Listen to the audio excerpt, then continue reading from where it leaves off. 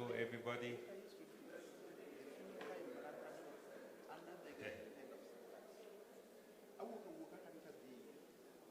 Okay. Thank you all for making it here. Some of you in very good time. So we would love to get going so that the rest of the folks will get us along the way. We want to start with lunch. Lunch is upstairs on the 3rd floor. So when you get out, get to the left and to the 3rd floor. We'll have our lunch. I would request, please, if we can try to have our lunch probably within half an hour so that we're able to carry on with the rest of our program. For some of you whose team members are still coming, please let them know that when they come here, they'll do the registration, then they can go upstairs for a quick lunch, then we gather back here. So if we agree, it's currently 12:33.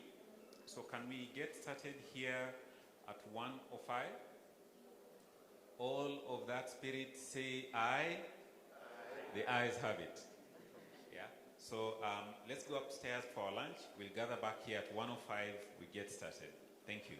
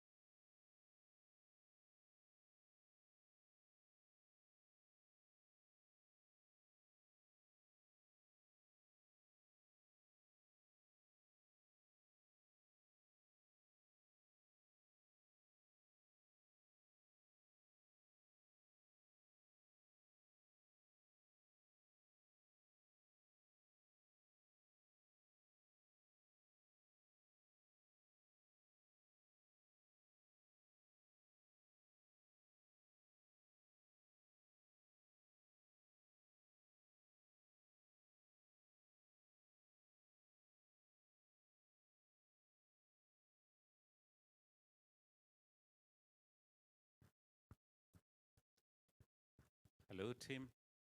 We are getting started at 1:30. So if you have colleagues who are outside, please let them know. We're getting started in 5 minutes' time. Thank you.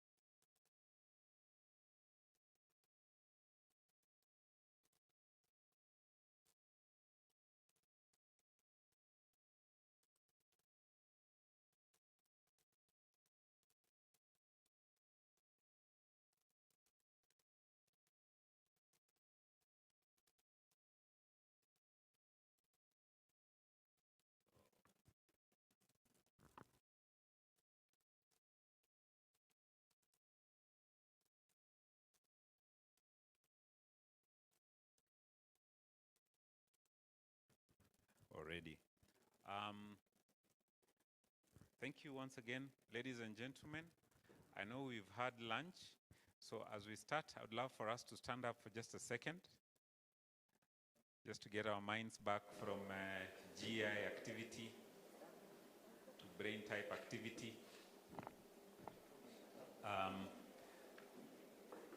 So I'd like us to get started with getting to know the surname of the person seated next to you, yeah? So ensure you get at least one person, turn to one person, each one with another. Know their surname, yeah? Know their surname.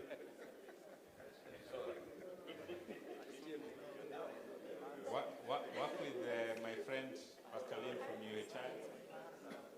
You've known their surname? Now this is what I want you to do, simple mathematics, yeah? Count the number of letters on the surname, all right? Count the number of letters so that you know you have a figure in your mind. Have we done that? Count, yeah? Different numbers. So you have the number of letters on the surname of your friend?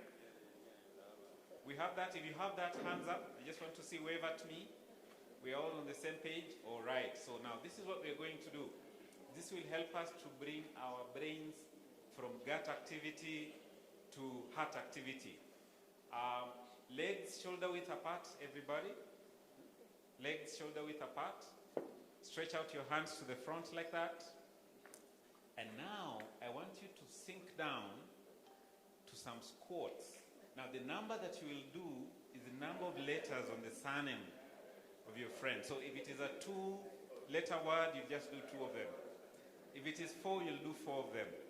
But if it is 10, like I know my friend there, 10, then you'll be sinking for 10. So once you reach the number that's your friend's surname, you can get seated, all right? So let's go. And 1, right, and 2. Now wait a moment. We usually say you keep your squats low and your standards high, all right? So that's how you gotta do them, right? All right? Okay, and 3, all the way down and come up, fantastic. And 4, awesome. And 5, and 6, awesome. And 7, and 8, and 9, and 10, and 11. That's a painful surname, right? 12, 13, 14. What are they called? 15, 16, 17, my goodness. 18,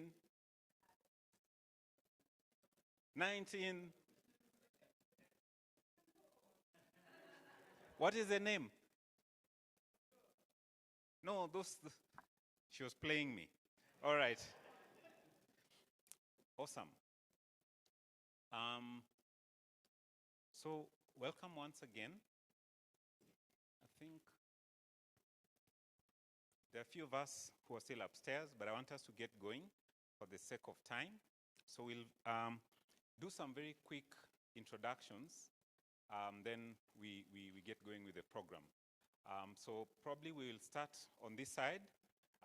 Just let us know your name, what is it that you do, and which institution you're from. You know, like he can say he's Norman Sang, he's a perfusionist, he's at AKU, just so that we all have a good idea. And we can speak out. Now that we've done a bit of exercise, our voices can go far, all right? So we will start from this great table, and then we'll move to the next, please.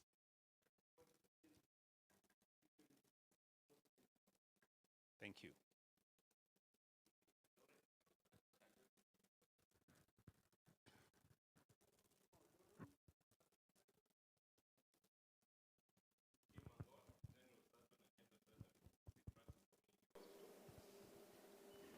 Mondi Sadia, cardiothoracic surgeon, duty.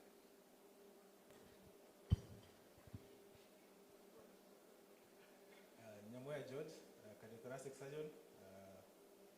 completed school, still freelance. Edwin Otieko Pio, medical engineer, Jotiarech.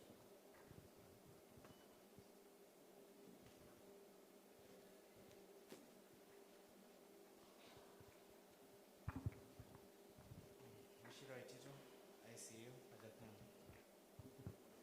Sam Nganga, anesthesia resident, Tenwek Akan. Dr. Mani, cardiovascular anesthesiologist, Tenwek Hospital.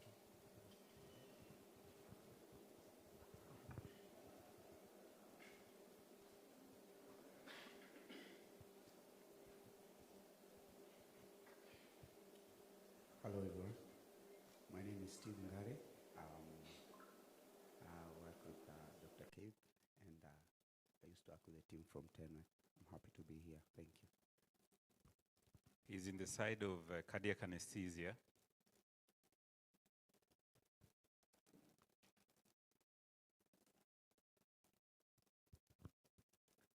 Charles Kingangi, biomedical engineer, Avenue Hospital. Daniel Kyoko, Biomed, Avenue Hospital, Parklands. Nixon Kimeung, Biomed, Avenue Hospital, Parklands.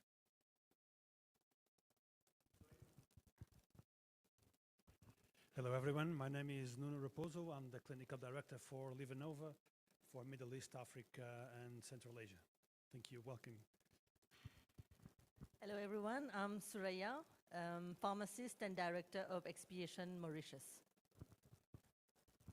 Hello, welcome everyone, and thanks for taking the time off. I'm Jayesh Rampadarat. I'm from Mauritius, Expiation, and I'm the managing director of Expiation, and we are the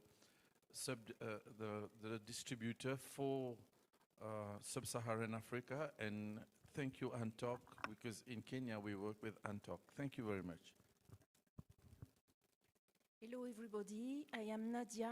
I am working for Livanova for all African countries, and it's my pleasure to be there with you today, especially in Kenya, Nairobi. So thank you for welcoming me. Good afternoon everyone. I'm Mura Pascaline from Uganda Heart Institute. Nice meeting you all.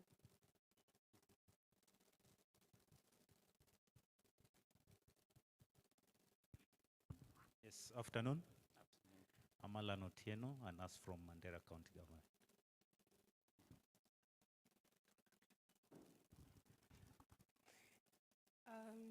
Good afternoon. I'm Nora Khalifa from Avenue Hospital, Theatre Department.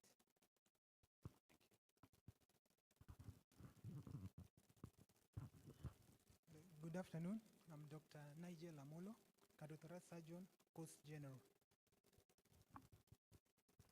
Good afternoon. I'm Gilbert Langat, cardiothoracic surgeon, Kericho County Referral Hospital. Good afternoon. I'm Tamba, a final year resident, cardiothoracic surgery. Good afternoon. I'm Aparna Ghosh, a final year cardiothoracic surgeon. Good afternoon. I'm Shet Nyakwana, cardiac perfusionist from Kenya. Good afternoon. My name is Norman Sang. I'm a cardiovascular perfusionist from Martha Hospital. Good afternoon, everyone. Alex Chame is my name, perfusionist from Gatwood's Children's Hospital. Missed you. Hello, everyone. My name is Fadil Hussein, fifth year resident, University of Nairobi. Thank you. I think we've covered everyone, Doc. Oh, sorry. Good afternoon. I'm Lawrence Kimolo from Aga Khan Hospital, Biomed. Thank you. Thank you very much. The other folks that are still upstairs, when they come down, we will not ask them to introduce themselves that way, but we will at least get to know their names as well. So thanks to all of you for making the time to come. I truly understand how crazy our schedules are as people who are working the cardiothoracic department in various hospitals across this country. And so it's really a great honor and privilege that you guys made the time to come. And I think it's going to be worth your while. It is important for we who are in the cardiothoracic surgical space to start meeting together and setting agenda for helping our people in this country. And so it's important once in a while we can step out of the OR and try and make a difference. I was once asked during an interview after doing a presentation on what we are doing here in Africa during the AATS conference in the US, and I was asked, what is going to be the one thing that will make a difference in cardiac care in Africa? And I said, it is when surgeons step out of the operating rooms and into the boardrooms. If we're going to make a difference in our country, ladies and gentlemen, we have to be willing to step out of the operating rooms. I know we are comfortable sorting out the heart, the perfusionist, you love the pump, but once in a while, we need to step out, look back and strategize, and even engage some of the people we do not like the politicians, so that together we can change the story of cardiac care in our country. We are going to change the program a little bit just because of time, and we've had some unfortunate scenarios for some of our friends. The planes coming out of Kisumu, unfortunately, have been delayed twice now, so our colleagues will be arriving much later, and although they were part of the program, we will just have to adapt. As we all know, when you're dealing with the heart, sometimes you plan to go and replace one valve, and you find that you have to do two, right? Yeah, so we're very adaptable folks. So we're going to change the program just a little bit. I'd like to start with, is Dr. Komen in the house? Dr. Komen, find out if he's out there. I just would have loved to introduce him as we get going. But the way we're going to do our program, we're going to start, yes please, Dr. Komen, let's put our hands together for Dr. Komen from ANTAC. He's one of the main reasons we're here. So I just wanted him to introduce himself, maybe introduce briefly the ANTAC team. Thank you everyone for coming here. Good afternoon. Yes, my name is Dr. Kenneth Komen. I'm the director of ANTAC Healthcare Limited. I'm a pharmacist by profession. And as ANTAC, we are the ones who have organized for this meeting, which is very necessary because we are the agents of an internationally recognized company from Germany, which is a manufacturer of one of the good medical equipments for cardiac functions. And we have organized this meeting so that we can come together as professionals, bring together our cardiothoracic surgeons from Kenya. We bring our perfusionists. We bring our biomedical engineers in the field. We get to know of each other. And then we have a discussion on new innovations on cardiac study and operations currently happening in the whole world. We are very glad as ANTAC to be associated with the Kenya Association of Cardiothoracic Surgeons. We want to thank Dr. Keith Ndindi for enabling us to assemble all of you. And I know it is a good CME for all of us. ANTAC is a company which was formed in 2016. ANTAC, we are dealing basically on surgicals, non-pharmaceuticals, and medical equipments. We are lucky to be the ones appointed by Livanova, Germany, to represent them here in Kenya and also in East and Central Africa. And we cannot work alone as ANTAC. We need to work with professionals in the field. And we are very delighted to have you here. We have ANTAC staff here. We have our biomedical engineer, headed by Mr. Timothy Nyaka. Timothy may have visited maybe various places, may have met with you. and we are very much delighted. Feel free. It is a learning symposium. It is exchanging ideas currently happening, and we are very glad. Thank you so much. Welcome and enjoy yourself. Whoever has not taken lunch, maybe we can arrange. You can go and have your lunch because we have lunch. Thank you very much. Yes. Thank you. Thank you. Thank you so much, Dr. Komen. So I want us to quickly dive into the program. Heart surgery in Kenya has had a very interesting history. It's come through a long journey. Who knows when the first heart operation was done in this country? Which year was it? Let me see, the residents should be having this at their fingertips. There was a 50-year resident somewhere behind. Yeah?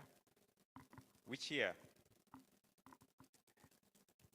Would you imagine? 1973. Yeah? 1973. That was when the first open heart surgery was done in this country. So we've had a long history.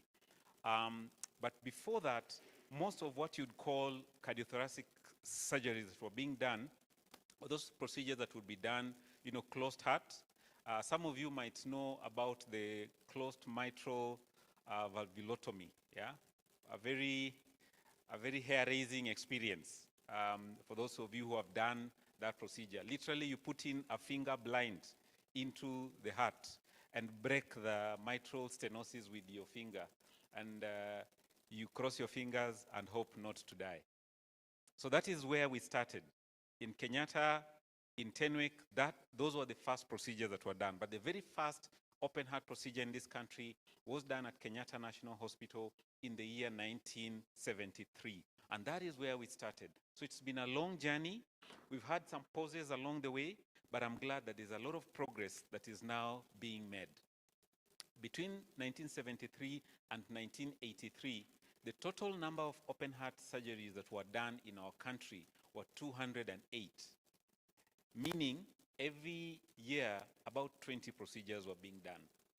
Probably one procedure in a month, sometimes two, then you'd have some pauses in between.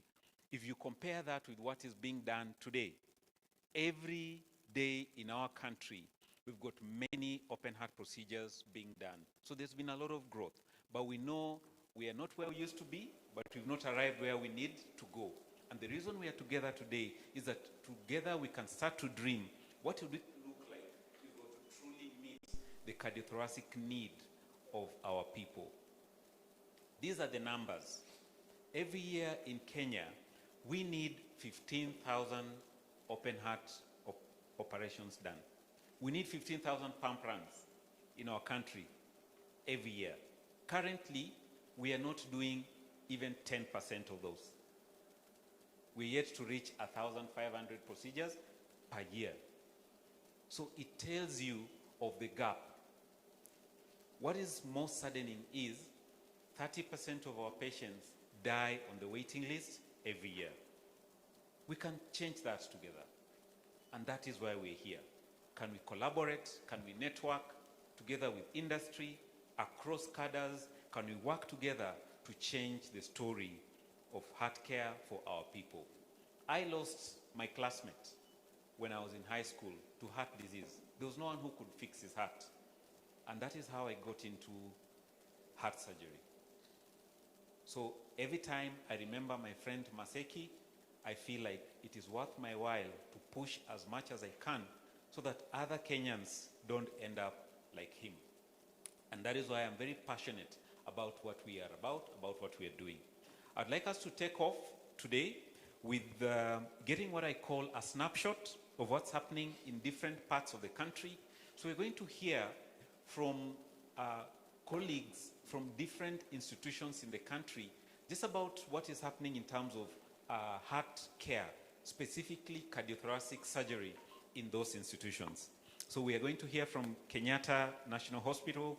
Our friends from KU, TRH are coming. We'll hear from Tenwick. We'll hear from Coast General. We'll hear from Kisumu. and just to give us a bit of an idea of where we are, even as we dream about where we need to go. So we're going to start with Kenyatta. Our friend, Dr. Nderitu, will be joining us a little later, but we do have from Kenyatta one of our colleagues who's going to share with us about just a general idea of what's going on in KNH, but specifically they'll take us through one interesting case that they've handled in recent times. Daktari, karibu sana. Let's put our hands together for her as she comes. Now, as she sets up, I want to teach those of you who are not from Kenya, because I see some folks from Mauritius, there's a lady from Uganda, some people from elsewhere. I want to teach you how to clap Kenyan style. That clap you've done is not too bad, you know, it can pass for a good trial. But this is how we clap in Kenya. It is fashioned after a person we call Raisi Moi, President Moi. So this is how we clap. When I say moja, you'll clap 3 times in succession, okay? Kenyans, I want us to show them, all right? Moja, funga, fungua, awesome. You guys have learned? Yes? So this is very interesting. So as you clap, the person who is leading the clap would be saying a few things in between to keep the crowd engaged, all right? So I want us to clap for her again, but we're doing it Moi style, all right? Moja, kuja na story ya moyo, surgery, karibu, funga, fungua. Thank you very much. Thank you, Doc. Welcome. Thank you, Dr. Dindi. I'll take you through a case of tetralogy of Fallot with a PDA.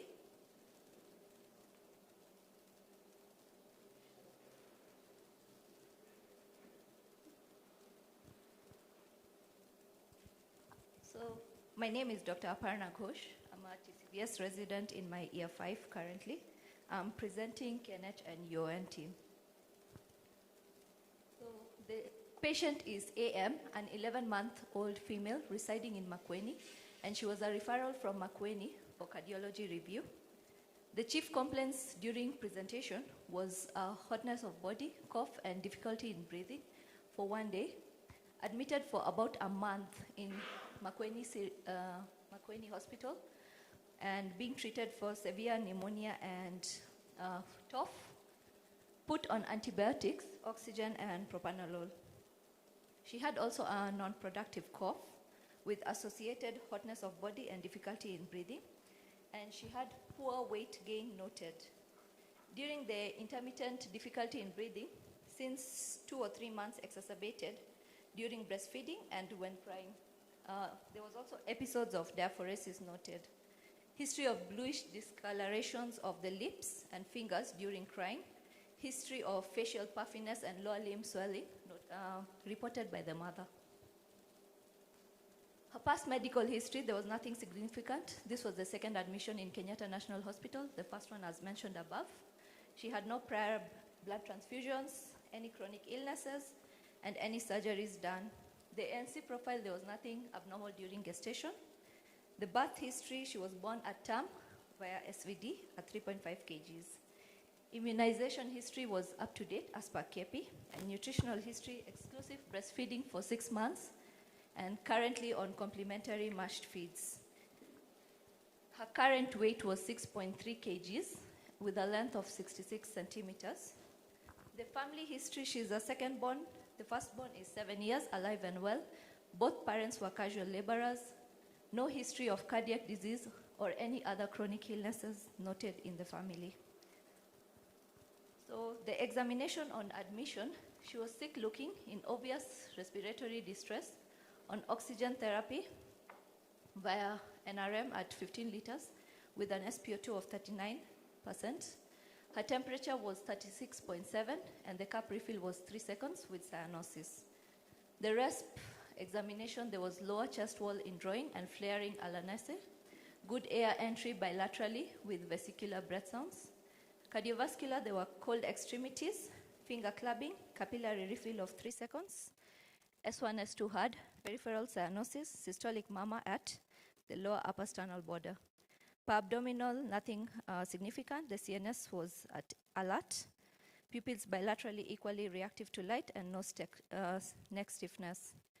The plan, so during the admission, she was actually actively having a spelling and she was unstable. She was rushed to PU for stabilization and management of a hypercyanotic spell with the following plan, whereby she was given IV bolus saline at 20 mils per kg. She was given oxygen.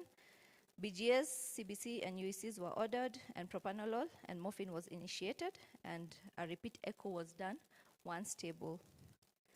I'll just take you through some of the pre-op workups, whereby we can see that on different dates, this is pre-op. So WBCs of 9.76 trending upwards to 12.25, neutrophils at 7.25, 1.86, and 5.59.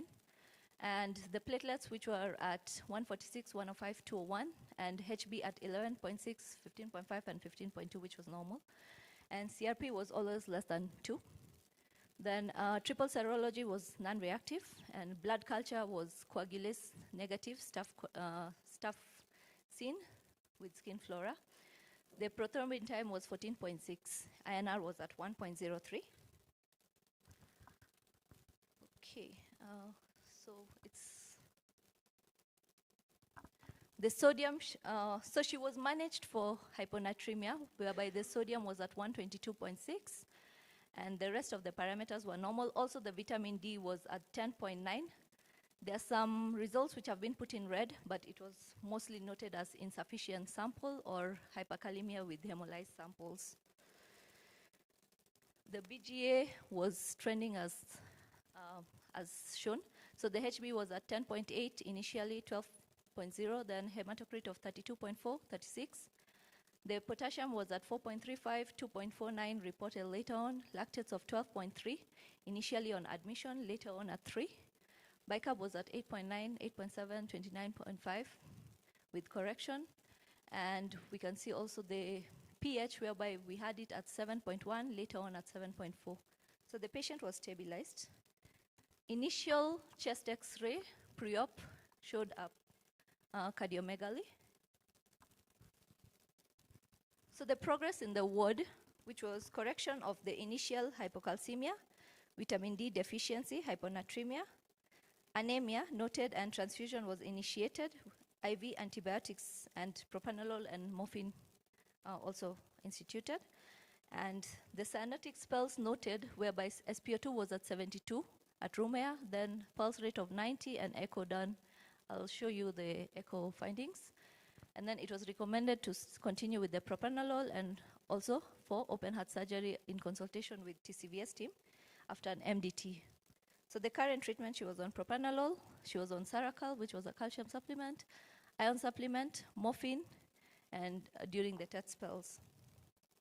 The concerns in the ward, which the pediatric cardiologist had, she had daily early morning TET spells. She was stable. Her saturations were at 40 to 60% on room air, 55 to 76 on NRM at 10 liters per minute. The GCS was at 15 over 15 or alert.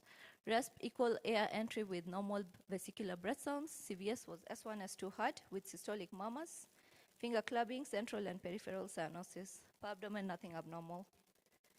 So the pre-op echo showed a dilated RA-RV with RVH. There was a subaortic VSD with right to left flow, 14 millimeter, aorta overriding the VSD by 50%. The mitral valve was normal, and the tricuspid was also normal. The TR was at peak with a gradient of 53. Now, there was severe infundibular and valvar pulmonary stenosis, a thick muscle bundle causing RVOT obstruction with peak gradient at 63 millimeters of mercury. The PV was thickened but opening, doming and no PR. The MPAs were borderline, whereby it was 7.6 millimeters, adequate branch PAs. The RPA was at 6 millimeters and LPA at 8 millimeters. No LVOT obstruction, normal coronary origin and pattern. for the coronaries. Left aortic arc with normal branching, and no coarctation, no MAPCAS, no PDA visualized as per the echo, good biventricular function, an EF of 66%. This was just a summary. So the initial ECG, it's not very clear, but this is how it was. So the teams during the MDT, intra-op, the surgeon was Dr. Nikita, Dr. Awori, and Dr. Makori, and the residents. Anesthesia was Dr. Caroline Mwangi and the residents. Theater team, Onyari and Kitema, and other support staff. And perfusion team was Triza, Seth, and Jaldesa. Intra-op, once on bypass, post the aortic and bicaval cannulation done. The intra-op findings, now there was no PDA as per the echo, but there was a patent PDA, hypertrophied infundibular RVOT muscles, subaortic VSD, overriding aorta, and a normal pulmonary valve. So what was done was a PDA ligation, VSD repair with pericardium, RVOT muscle resection, dilation of the RVOT using Hager's dilators, repair of transected chordae, PD catheter insertion. The pacing wires were left also in situ, with also chest tubes. Now, intra-op echo done, there was a TR noted initially, and there was tender chordae which needed to be repaired. So that was done, and there was no TR later on, and no residual VSD. The total bypass time due to that was 5 hours and 21 minutes. Cross clamp time was 4 hours and 10 minutes. So in ICU, during the admission, the patient was intubated with nasal intubation, size 3.5, on SIMV mode, FiO2 at 90%, pressure support at 14, and PEEP of 5. Respirate was at 30, SpO2 was at 96%, the trachea was central, bilateral equal chest expansion, vesicular breath sounds in all zones, bilaterally, and a wet chest was noted. Circulation S1, S2 had a BP of 83/56 millimeters of mercury, pulse rate of 124, warm peripheries with good peripheral pulses, no obvious murmurs, and the child was sedated, pupils bilaterally equally reactive to light, and 3 chest drains in situ, right, left, and mediastinal. So the post-op management, the targets were a systolic BP of 75 to 100, MAPS of 55 to 70, CVP of 10 to 12, potassium to be maintained at 4.5 to 5.5, hematocrit of above 40, and HB of 13. Urine of greater than 4 mils per hour, RBS of 6 to 10. A chest X-ray was to be done, full heme, and blood workups, post-op echo, BGS 4 hourly, monitor drains and vitals. The other management was a cardiac solution of 10 mils per hour, then it was further reduced to 5 mils, dexamethasone of 1.5 TDS, antibiotics. She was on support, which was adrenaline, noradrenaline, milrinone. She was on ondansetron, paracetamol, and morphine, and Lasix. So during the ICU admission, which was about day 1 to day 14, it's a summary because we had ups and downs. So these are some of the points which came out. She had febrile episodes, whereby septic screen was done, change of antibiotics to meropenem, then to vancomycin and piperacillin. She also had oliguria, and that's why PD dialysis was done as required until UECs normalized. She also had hypotensive episodes, and titration of various inotropes was done. Addition of a 4th inotrope was done at some point in the initial days. Later on, she was weaned out of all of them. We also had respiratory failure, ventilated initially with mucus plugs blocking the ET tube, and therefore there were episodes of reintubation. Nebulization and suctioning was done, and successful weaning out of the vent was as tolerated. Pacing was also initially there. It was stopped and wires removed later on as we stabilized. Chest drains also removed one by one as each drained minimally during the ICU stay. Anemia was also noted, and initially she had transfusions. and anti-heart failure was reinitiated. Post-op cardiology review and serial echoes done. There was an intact intraventricular septum, the good biventricular contractility, VSD patch visualized, no residual flow. The EF was at 59 to 60%, TAPSI of 11, residual PS, valvular level was at 30, and good flow access RVOT. Currently, the child was then stepped down from ICU to the ward and successfully discharged home. She had her first clinic review at Speeds Cardiology last week. This child is thriving and gaining weight. No issues currently. She's continuing with her anti-heart failures as they're being titrated.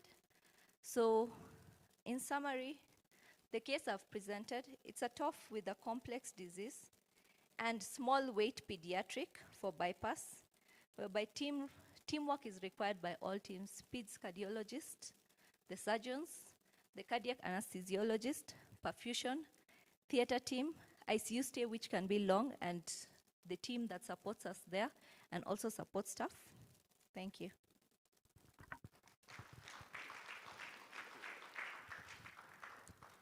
Thank you. Thank you very much, Doc. You can see the complex surgical procedures that are being done, and they're being done by the local team, and that's a good thing. From 1973 to where we are now. So well done to Team KNH. Now, you guys are good students. There is a way I said we should be clapping. So can we clap for her now? Moi style moja, mbili, funga, fungua. Thank you very much. Fantastic students. Yeah. So that was a case presentation from KNH. We're going to now hear from a few other institutions about not particularly case presentation, but just about the kind of services that they're giving, some of the numbers, some of the challenges that they're facing, and what's being done about that. So from Kenyatta, let us go down to the coast, and we're going to have our colleague, Dr. Nigel, who's a cardiothoracic surgeon down at Coast General Hospital, who's going to share with us a little bit about what is going on in Mombasa.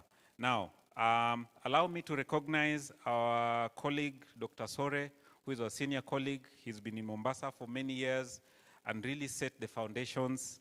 Dr. Nigel is standing on the shoulders of a giant. So, Dr. Sore, could you please stand? Can we all appreciate Dr. Sore? He's done a lot of heavy lifting over the years. After that, Dr. Tako, I think their plane has been delayed some more, so they'll be landing a little later. Dr. Makori, has he arrived?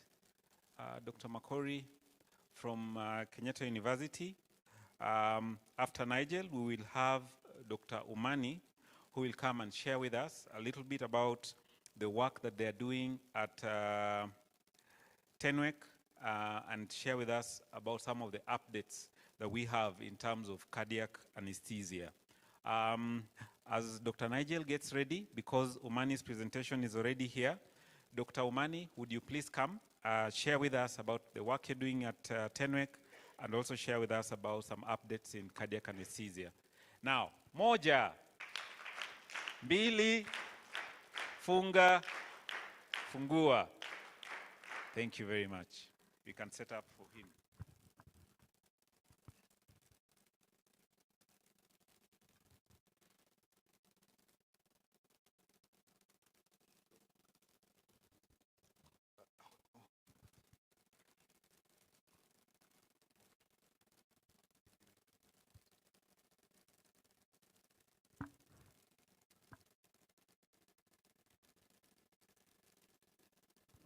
Okay, good afternoon, everyone. Thank you for inviting me in this meeting. My name is Dr. Kevin Umani. I'm a cardiovascular anesthesiologist based at Tenwek Hospital. For those who are not so familiar with it, it's in the South Rift area of Kenya, in Bomet County.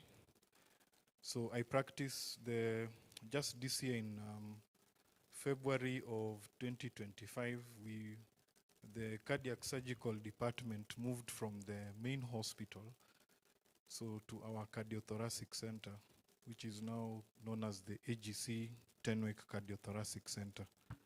So that's where I've been practicing for the past 6 years. So my presentation is very brief. I'm not going to bore you with so much information.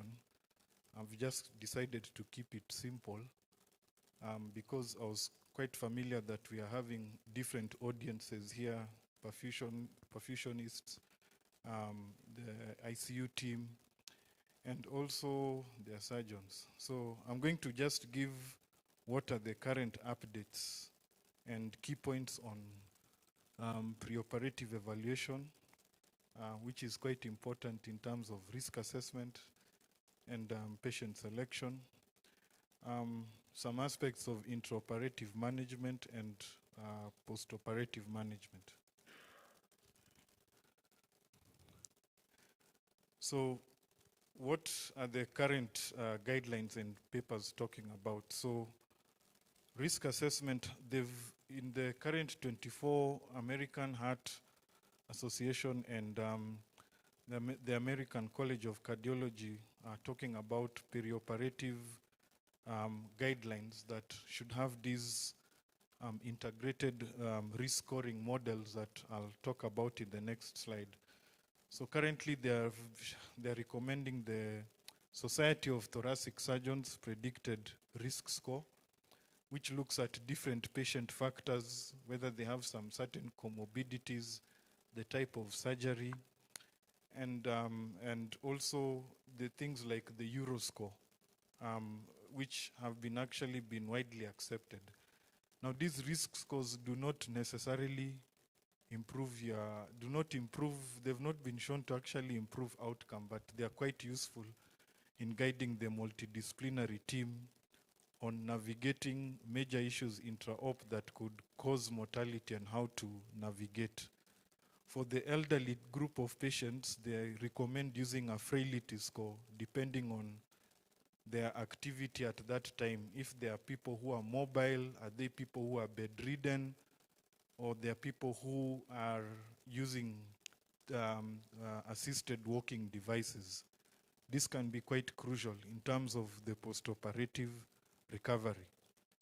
Now, in terms of patients coming with heart failure, most of the patients we are dealing with, especially those who are undergoing valvular heart surgery, we are all aware that they have some form of heart failure, whether it is systolic or diastolic. So the current biomarkers for evaluation and optimization are the pre-op BNP, and these are this atrial natriuretic peptide, which in heart failure, if released, if the levels are quite high, then it means that there's disturbance in muscle wall tension. And that itself may require a bit of time for optimization to improve outcome. Then involving the cardiologist management for optimizing our patients. Unfortunately, I guess most of our patients have stayed for so long some are waiting for surgery, others probably they've been treated for other conditions. So it's quite important to optimize them, especially if they are coming in failure. So medications like patients on having stenotic lesions like mitral stenosis, recommendation use of beta blockers to control rate, and Lasix, and those with regurgitant lesions having AC inhibitors and ARB blockers for reducing their afterload. And also many patients on SGLT2 inhibitors. So we need to be quite aware about some of them having this iatrogenic diabetic ketoacidosis. But I've not seen this complication of late. Most of our patients usually stop this drug at least 24 hours or so because of the hypoglycemia it causes. And then also, these patients, some of them may need prehabilitation, and starting of the ERAS protocol. So in terms of prehabilitation, like optimizing their respiratory function by spirometry, those some of them who have got poor nutrition and cahexic, like those who have had long-term, like where I work, some of our patients come from deep inside the Masai Mara, and you find they have had chronic MR, and they have come and they're quite wasted and emaciated. So optimizing the nutrition is good in terms of building their muscle strength, in terms of optimizing their ventilation, and also correcting anemia and physiotherapy. As per the ERAS protocol, fasting guidelines, we should avoid, we should give our patients clear liquids at least 1 hour before surgery. So it's something we practice in our institution. So don't allow your patients prolonged starvation, which can cause things like delirium, nausea, and vomiting. So clear liquids are recommended at least one hour before surgery. So in our patients, we give them water or apple juice, which are clear liquids. So these are the major risk scoring systems that are recommended. The Society of Thoracic Surgeons predicted risk score and the Euroscore. So they've been widely accepted for mortality or risk prediction, and they're used for patient evaluation. In terms of intraoperative management, surgery right now with minimal, I'm seeing a lot of minimal invasive cardiac is now slowly erupting. People have moved away now from going towards robotic. So you find that in some cardiac cases, TIVA can be used, that is total intravenous anesthesia. But also in reviews, they've not shown any difference between using volatile agents and using TIVA just alone.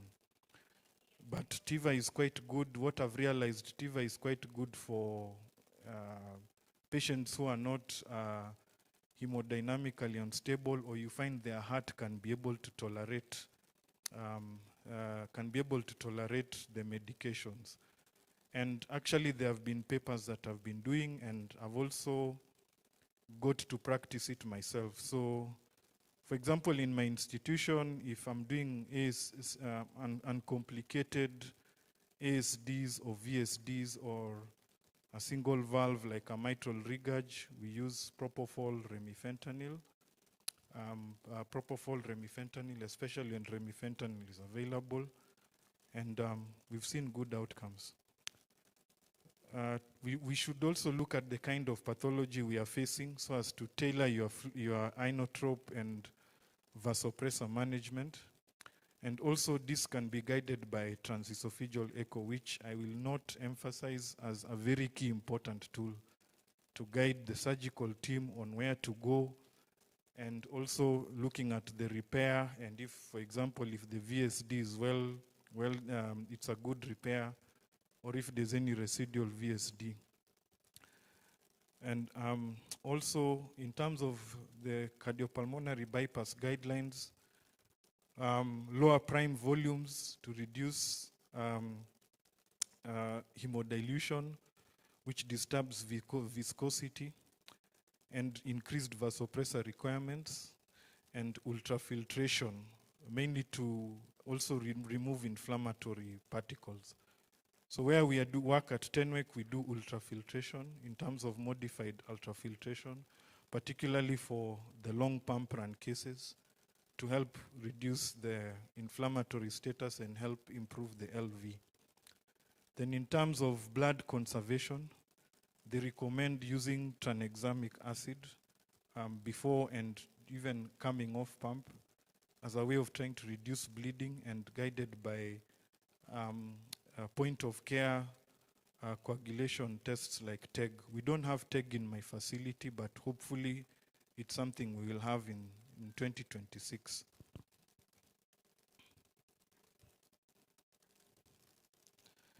The other part in intraoperative management they recommend is regional anesthesia, blocks like erectospinae block. We usually do it for our thoracic patients, and we do a lot of parasternal blocks for sternotomy pain.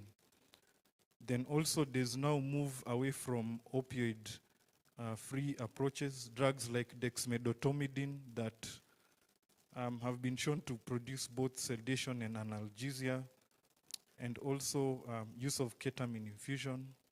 And where patients can benefit from early extubation, it's also recommended. Some interventions in the hybrid theater like mitral clip or aortic valve,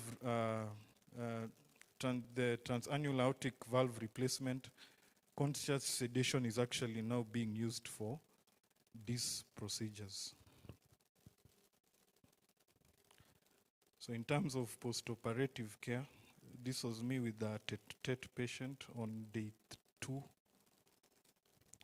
So in the postoperative phase, it's recommended that the ERAS cardiac pathways to be followed. For the intra-op, they recommend avoiding prolonged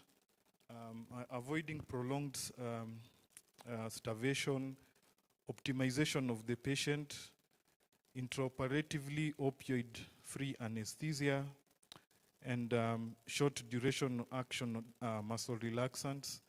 And where patients can benefit from early extubation, it's actually good for them because it has been shown to reduce ICU hospital stay, early mobilization, and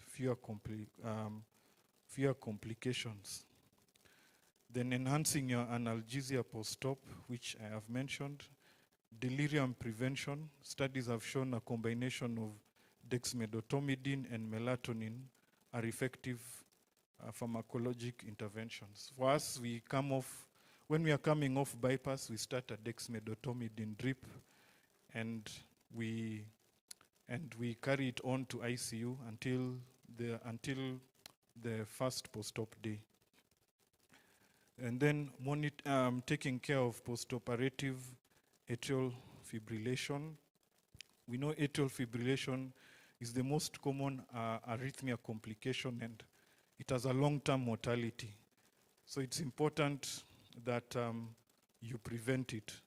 So at TENWEC, we are able to do procedures like Cox-Maze, where we use the cold cardiac device probe to freeze where the SA node bombardment is happening. And we then continue the amiodarone drip for 24 hours, and actually we've had good outcomes in minimizing atrial fibrillation. Beta blockers also helpful, drugs like metoprolol. So that's a picture of me and my team in the ICU. This was an on-table extubation we had done for a Glenn's procedure. So if you remember Glenn's procedure, this was palliative, not going to Fontan. So because of their physiology now, where now they are dependent more on passive, these are patients that are not good candidates for an immediate post-op ventilation. So enhanced recovery is something that is quite recommended. So on table extubation, we do it for our minimal invasive patients, single valves that are uncomplicated, and also congenitals like ASD and PDA and VSD to enhance their recovery. And also, we have a guideline for those that we take intubated to ICU. We give a timeline of at least within 3, 4 to 6 hours, we've extubated our tetralogy patients.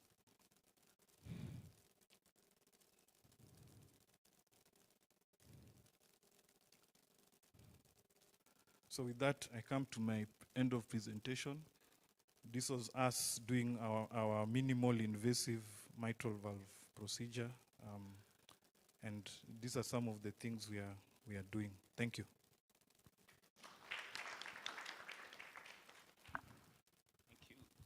Thank you. Let's give him Moise claps again. Moja. mbili, funga, fungua. Ready. My brother Nigel, are you ready now? All right, so thanks a lot, Dr. Omani. Tenwek is one of the busiest facilities in the country currently. So half the total number of the procedures being done in the whole country are being done at Tenwek. So I think a lot of us have our socks to pull up so that we can catch up with their volumes. They're doing at least 2 to 3 procedures, sometimes 4 in a day. So that's very impressive. And I think if we maintain that kind of pace, then we'll be able to start digging into our waiting lists. Remember what I said, we have got how many patients requiring pump runs in our country every year? How many did we say? At the very back, my biomedical guys, how many did we say? 15,000. And we are not yet doing 1,500. I really want you guys to have those numbers at the back of your mind, because this is what we are working towards. And so if we can put our hearts together and our minds together, we would love to reduce that number.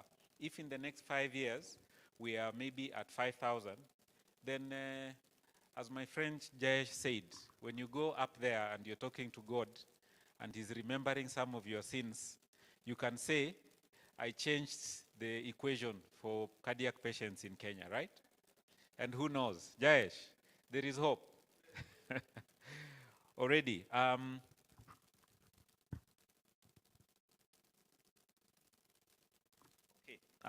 As our brother Nigel gets ready, my brother Makori, has he arrived yet? Not yet. Okay.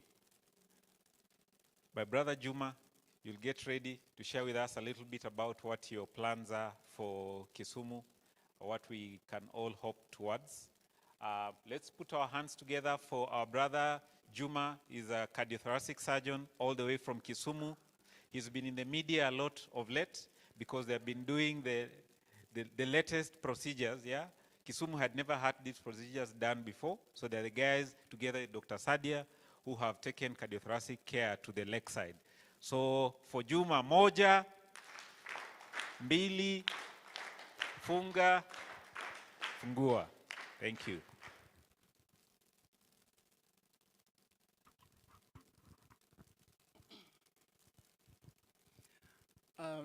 Good afternoon, everyone. Yes, I'm really happy to be here today and having our first meeting well attended by colleagues from CATS and allied professions. I've just been informed now that I need to give a brief of what we are doing at Kisumu. So I would say Kisumu is the newest kid on the block in terms of cardiothoracic and vascular surgery. And in this short period that me and my colleague, Dr. Sadia, we've practiced, I would say the greatest thing that can ever happen to a human being is hope. You find that when there is hope, then everybody wants to be part of that process. Everybody wants hope, because hope is the only energizer that will keep you going during our daily activities. So we reported to the hospital, that's Jaramogi Oginga Odinga, teaching and referral hospital, around less than 2 months ago. But the team on the ground had been waiting for us. So you know we've not started a cardiac program, so we are doing majorly thoracic and vascular work. And we've done a few difficult cases. Some of, like Dr. Dindi has said, some of them you might have seen, whether on social media or on the news. But the biggest lesson I can say we've learned is that starting a program or a unit is not an easy thing.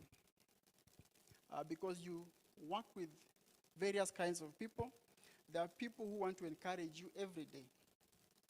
There are those who come to you and ask you, Doc, what can I do? Give me something I do so that I be part of the team. I be part of the process. But again, there are also those who are out there to frustrate you and thwart you. So you have to have a balance of how to deal with these two groups of people. And that's what we are navigating. Luckily, we have a very vibrant and supportive administration. And the plan is that by February latest, we will be opening our cardiac surgery unit.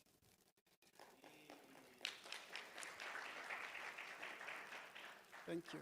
So there's a lot of work going on behind the scenes. We have a machine, we are acquiring a machine, hopefully through the team that is here, so that we are able to start a cardiac program there and also help reduce this waiting list so that we help contribute towards doing this 1,500 cardiac surgeries a year. Because the backlog is so much. There are a lot of patients waiting, a lot of patients dying while they are waiting. So hopefully we are going to be part of that process, but I can assure you that the team at JOTRH, led by my colleague and I, we are going to do those very good cases, the cases that have been elusive for a very long time. Hopefully we'll be part of the team that maybe will do the first heart transplant in this country and the region. So we are very optimistic and working hard towards that. Thank you very much. Thank you very much. The newest kids on the block are doing an amazing job. And so we as a society will be very supportive, and I am glad that we've got industry here as well, Antac, Livanova, who are offering a lot of support. So we cannot wait. February it is. We will go to Kisumu for their first case. We will eat some mbuta, right? Yeah, so we will look forward. Our brother Nigel is ready. All right, let's clap for this guy because this needs to work, all right? Moja, mbili, funga, fungua. Hello, good evening, everyone. Thank you so much. All protocol observed. I'm Dr. Nigel Amolo. I'm from Coast General, cardiothoracic surgeon, and I'm there with Dr. Sore. Dr. Sore is right here. So I'm going to take it in a different way, in a public hospital perspective. I'll be very, let me say, practical as possible to know the challenges that we have, which I know cuts across all the public hospitals. So what I'm talking about, it's a dream, and it's something which is going to happen. We are trying to set up a center of excellence for congenital cardiac surgery in the Coast General Hospital. So that's what we are going to talk about. So I'll start with that. A child's heart is too precious to wait. If you look at all the public hospitals which, like, we have open at being offered, if you look at the numbers, you think in the public hospital you get only Kenyatta, which is doing the congenital heart surgeries. The next one is Coast General. There's no any other public hospital doing congenital heart surgery. The rest are public, the private, which Mater Hospital is leading. And then I usually say you have to operate daily. In order to be good at whatever you're doing, you have to operate daily. So your skills become better. And that is the only thing that we actually, as a country, we are missing. We don't do the numbers. If we have a place where we're doing a lot of numbers, we'll actually become better in these things, and we'll actually be able to do these things normally, and we'll be doing open heart like a lipoma. It's just something normal. You don't have to say, when you put it on the list, people start saying, this is a big surgery, we have to start. It becomes something normal. And that's what I want to work towards in Coast General. So those who don't know where Coast General is, of course it's in the coast, in Mombasa. It's a big hospital. It's the second largest public hospital actually in the country. And in fact, I feel bad, it should have become level 6 already, but we're in level 5 yet still. But we have 700 bed capacity. And I put that vision there. It's usually good to know the vision of your hospital so that you work towards your hospital. Because here I'm speaking in the capacity of Coast General Hospital. So, Coast General, we have been doing open heart surgeries since 2015. And it's been a rough journey. And I've put this slide here. And I'll take the next 2-3 slides for showing you what we have been doing in Coast General. in 15th July 2015. And I'll actually humbly request again Dr. Sore to stand up so that he's the one we need to appreciate.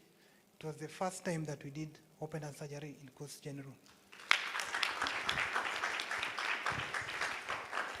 And the reason why I'm emphasizing this, I can actually now understand the challenges that he faced.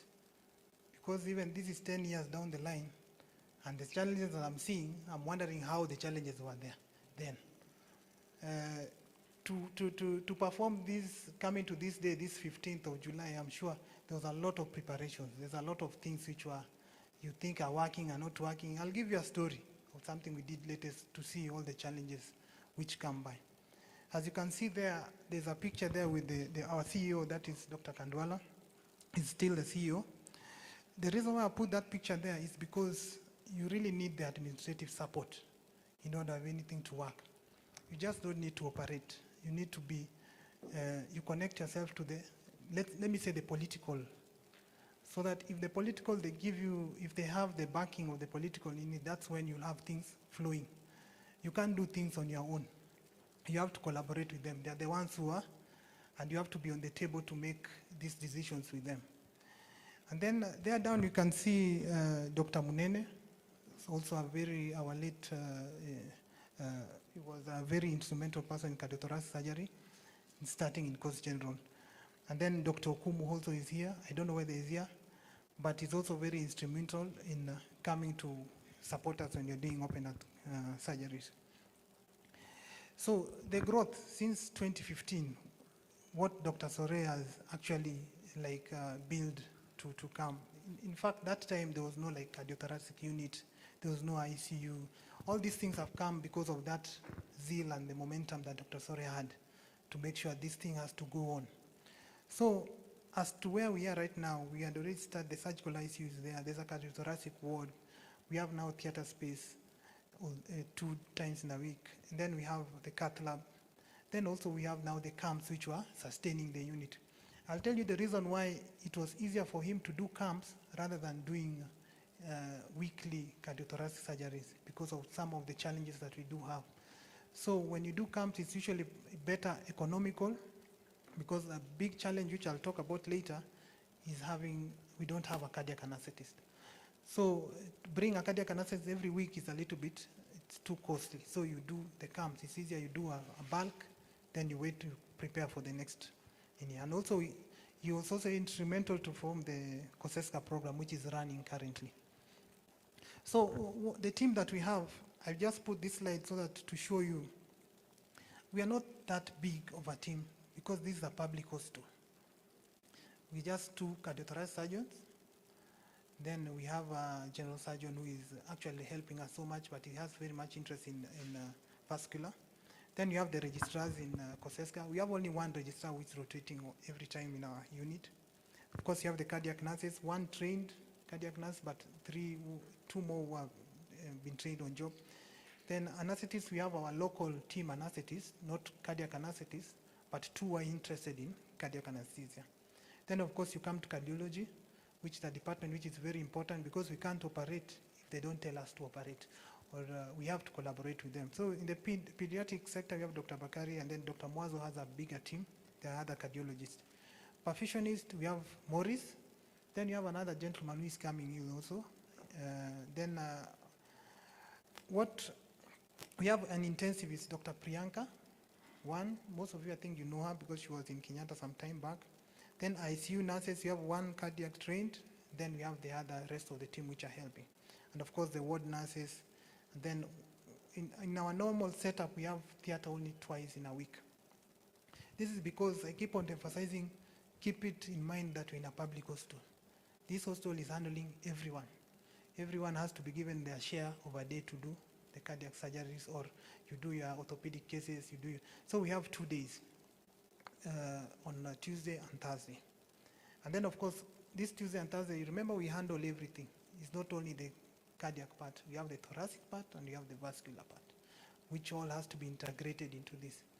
The other thing I didn't mention, which Dr. Sore had started, is the clinics. There's a time we were talking, he was saying there's a day I used to come here and sit here and just see 1 patient, 2 patients. Right now in our clinic, we have, I think minimum we see on Wednesdays are around 40 patients. So it's so active. So that means the patients are there, the people who are operating are there, but the theater space is not there. That's now public hospital. Now we fast forward now to January. Those few slides, I was just talking about them so that you know the challenges that we have in public setup. I don't know whether Dr. Makori is here. He's one of my friends. So Dr. Makori and I, you remember when we were coming for cardiothoracic masters, the day we came for the interviews, we were the only two who were selected. And that's when I knew Dr. Makori. So we went through the program, and then late last year, Kenyatta had advertised they wanted cardiac surgeons. So I was among there, and I was with him. So we were just chatting. Then you are looking at the people who are there, you are saying, here we have come, but there's a possibility we won't get it. But if we get it, it's okay. If we don't get it, Dr. Makori was from Kisii. If we don't get it, we go back to our places and we build the places where we are.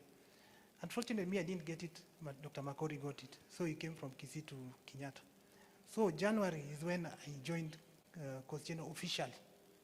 So I went back and said, now I can sign this thing because I have nowhere else to go. I'll come back and build home. That's how I started in Coast General. So January. So from January to now, what we have been working towards. Remember, even if I'm concentrated towards congenital, we still have thoracic cases to do, we have vascular cases to do, and all these things have to be integrated. With all these challenges, we are trying to see how do we make every patient is supposed to be operated on time, or we don't have that long of a waiting list. This is just part of the things that we have done during the year, which have stood out. There are some things which haven't been done in Coast General before. Like that's the first ever that we did. This during a camp. In that picture, I think there's one of the registrars are here, even Dr. Apana is there, Dr. Kumu is there. That's just the normal camps when we are doing the camps. And then now, what I want to encourage all of us, even the new kid in the block, we have to work at our stations. We build our stations. We understand what the issues are at our stations, and we see how, as the young people, we are very innovative.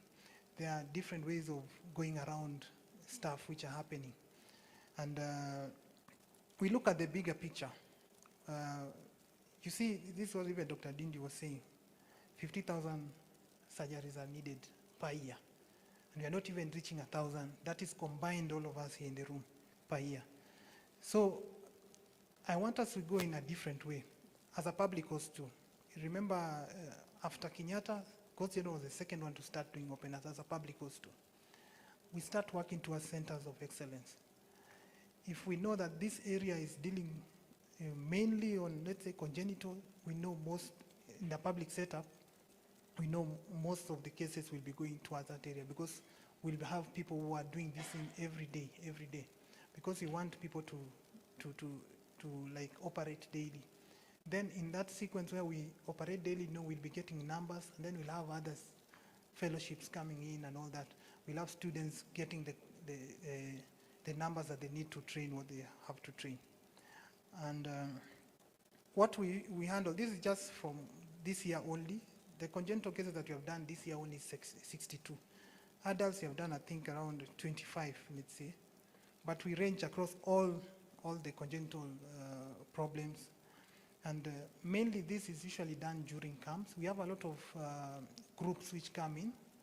We just arrange the day that they come in, we set up. Some of them come with the fundings which are needed to get the consumables and all that.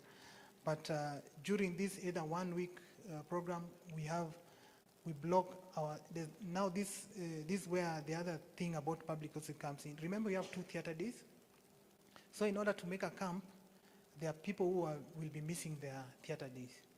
So let's say we block a theater the whole week. We are doing congenital surgery or we are doing open heart for adults. So remember, these people that we have taken their theater day, they'll want us to compensate at some point. So now the next week, we know we are not having our theater days. So we have given up to the people who were taken there. And that is how it's happening in our public hospital. So total, we have done like 62 cases already. That is congenital. And we have groups which are, some of them they want to come on their own just to keep on pushing us to start doing these things on our own. And the reason why we are concentrating more on congenital is because the need is there. An example is like the last one we did, maybe, let's say, less than a month ago. We screened around 110 patients, congenital, but we did around 16 or 18. So where are these other ones going to? These patients, they'll die while waiting. Some of them, you just lose them on follow-up. I know as from even when you're a resident, when you're given that job to call the patient, to ask them to come to the hospital, and then the first thing they tell you now is when you're calling and the patient, when we needed, the patient has already died. That is usually the saddest thing that we go through. Because you are calling them, we want to operate, but we are too late. So it shows that this waiting, some of them, we lose them during that trial of waiting. The vascular, we also handle a lot of cases. We do bypasses, the AVS aneurysm. Now, about aneurysm, I'll come back to the administration and politics. In Coast General, we usually don't have the aortic grafts. But now this year, there was a patient who came in who was, I think, related with the speaker of the county, something like that. Now, it made the hospital buy those grafts. And then since then, we have been having the grafts. So before, it was the patient to buy the graft, which you know the cost of this is around 70,000 to 110, which was also difficult. So sometimes it's good to work with the political class because they made sure this is, I was called, why are we not doing this case? We don't have a graft. Can we get it? And that's how the graft started coming to Coast General. And that actually helped us a lot. So after that, we have been doing these aortic grafts and all that. And then thoracic, we do all the other things, esophagectomy, pneumonectomy, decortications, and lobectomy, just the normal thoracic cases. Now, this slide is about me now understanding the problem that it is in our center, which I'm still emphasizing in public hospital. Others who are in this other public hospital is all about understanding your center and the problems which need to be addressed. Our biggest problem is there's no cardiac anesthetic. Then there's the ICU space. Remember, we have a surgical ICU which is around 12 beds, but this is a surgical cuts across all of everything, not only, it's not a cardiothoracic. And then, of course, theater space, you have 2 days. So this, I'll tell you these challenges with this story of these 2 kids.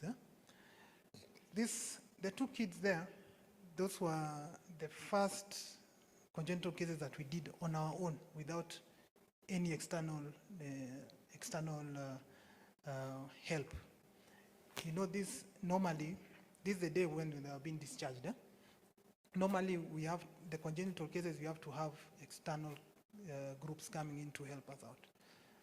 So I'll give you the story of how it was to that day with the challenges that I got to be practical as possible. So number one, we don't have an anesthetist. Or we start with, we don't have a theater day. Let me start with the anesthetist because we have to outsource an anesthetist from Kenyatta. So I call the anesthetist one by one, who is available on this day, who's available on this day, who can come on this day. First of all, we have to get an anesthetist who can say, I'm available on Friday or I'm available on Thursday. Then we set the date to Friday. So after calling that week, we usually use Dr. Nangwe. That week, MTRH was also doing their cardiac camp, which is adult. Now Dr. Nangwe was on that side. So Dr. Nangwe was not available. I have to look for this other anesthetist. Our theater days, remember, is Tuesday and Thursday. No one is available from Monday to Thursday. And if you know, even during our training, such cases you want to do them early in the week so that if anything arises in the course of the week, everyone is there. So that was the first challenge, no anesthetist. The anesthetist that I got, it was Dr. Mbide. She said she can come on Friday. Now, going to Friday is when we had the holiday, the day the Right Honorable passed on. It was on a holiday. Remember, we have booked surgeries for that day. It's a public hospital. Holiday people want to disappear. So I'm being called. Are we still going on with this? I said, yes, we can't cancel it. The logistics towards making this day, it's something which we can't reverse. We have already booked planes, we have booked all those things. The patients are there, optimized towards the surgery. So it was on a Friday. Come that Friday. No, before Friday, there was the issue of oxygenators. I call Medtronic. Medtronic, they say that their oxygenators, which were supposed to arrive, disappeared in the airport. These are the challenges we get. I'm being practical. They disappeared in the airport. Now, without oxygenator, pediatric oxygenators, you can't operate. We have a day already set. We have 2 cases. We have no pediatric oxygenators. Then I call our perfusionists. What do we do? Who else can we ask? I called Mata.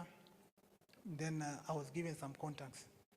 Then luckily, we got oxygenators, which now the administration part also comes in. And the people who are giving us oxygenators, they want cash. It's a public hospital. There's no one who will give you cash. It has to go through LPO and all that, if you know all that things. But we surpassed that challenge, going now to the day of the surgery. We shall have support of the nurses from Kenyatta coming in to help us. This was our first case on our own. We wanted to make sure everything is okay. That day, the nurses, they say they can't come. They haven't been paid. You know, these are just normal things in the public hospital also. So we are remaining with our nurses to go with. Our nurses in the ICU, we have only 3 nurses. Remember, this ICU is a 12-bed. I've just taken 2 beds. The other beds have patients. So you have 3 nurses. Remember, open heart, we want 1 nurse per case. So I talked with the nurses. They said, okay, we'll see how we'll handle this. We'll get some other people to come in. We pass that scenario. Then we go in for the surgery. Then another challenge comes in. The BGA machine has only 7 cartridges left. And we have to do open heart. And you know, we have to do BGA. Even before that, there was an issue with the ASCT machine, spoiled. We have to buy a new one. But that one, at least we borrowed from Aga Khan and we got. Now, remember, we're doing open heart. We have 7 cartridges of BGA. You need to do these BGAs to know how your patient is post-op. We said we'll jump that as we go. So we go on and we do the open heart. The first case was an ASD, fairly straightforward, which is okay. The patient came out. We went to ICU. Extubated maybe around 1 hour after the surgery. Now, the second case was a little bit of a complex case. You know, you go in mind, you know, the echo, we've done the T there. We are seeing something, things are a little bit different. In the echo, we have been told this, and in the surgery also is different. That also happens. So we do that case. We go to it goes on successfully. It was a challenging case, go on successfully. In the ICU now. These are cases that a patient who had PS, and we have VSD and premium ASD, there was no cleft. So the area where you're operating is an area where we are passing through the bundle. And we were lucky we came out without any support. And post-op now, our challenge was, this case is challenging. We know the lungs might have issues because we had opened up the pulmonary stenosis. And these BGAs, we have only 7 that are remaining. So we have to time how we are doing this thing. Remember also is on a weekend. We did on Friday. There was Diwali going on around there. So it's a long weekend. You are the only people in the hospital. So we said this patient, we'll try extubate first. We see whether it can work. We tried, but it didn't work. See the patient having some labor breathing, we re-intubated. We said, let's just go, because now the cartridges were getting over. We were remaining like in 2. say now let's go on with the vents with the lowest settings as possible. We'll extubate when people are here, when we have all the help. And it went on well, and we extubated the child and everything was here. So I'm saying all this story to show you real-time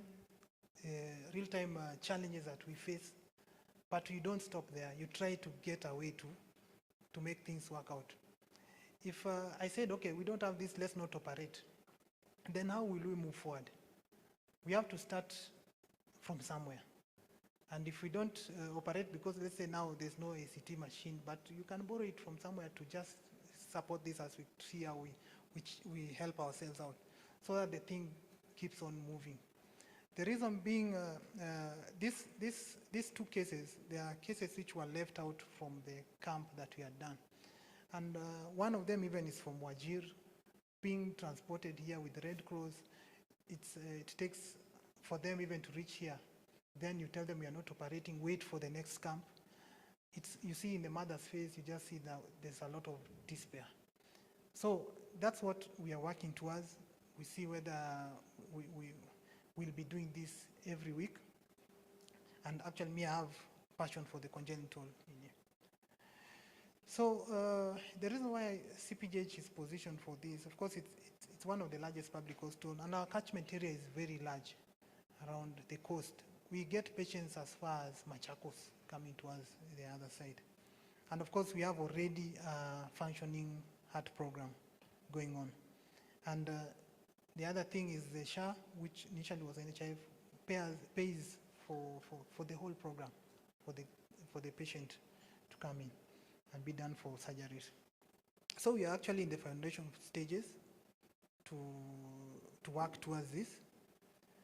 We have already started this, our weekly, we are doing our cases weekly, the congenital surgeries. Yes, we still have camps going on, but we need to build the capacity on our own. It's good to know when you're on our own is when you know who is supposed to be strengthened, where do we come in better, what do we do next time better. When people come in from outside, and actually even it's better to operate with your own people. You know, when you have a group coming in, you don't know how he wants this thing put in the stitch or which kind of stitch. There's a lot of tension and all that. But if you're working as a team, you know how you work together. So some of our objectives which we are working on, I know we have even advertised for a cardiac anesthetist, but we know we are in progress for having our own also to go for a training, and we come back so that we are so self-sufficient, even the perfusionists and the nurses and all that, as we are working towards building a center. The administration is already given their support towards these trainings, and also building a pediatric center to support the congenital with its own, yani standing on its own, the theater and the cath lab together. So if you look at it like this, if you are doing, let's say, minimum even 2 cases every day, cumulatively we'll be doing a lot. Then you add in, maybe we have these camps coming in, we'll have doubled whatever we are supposed to do.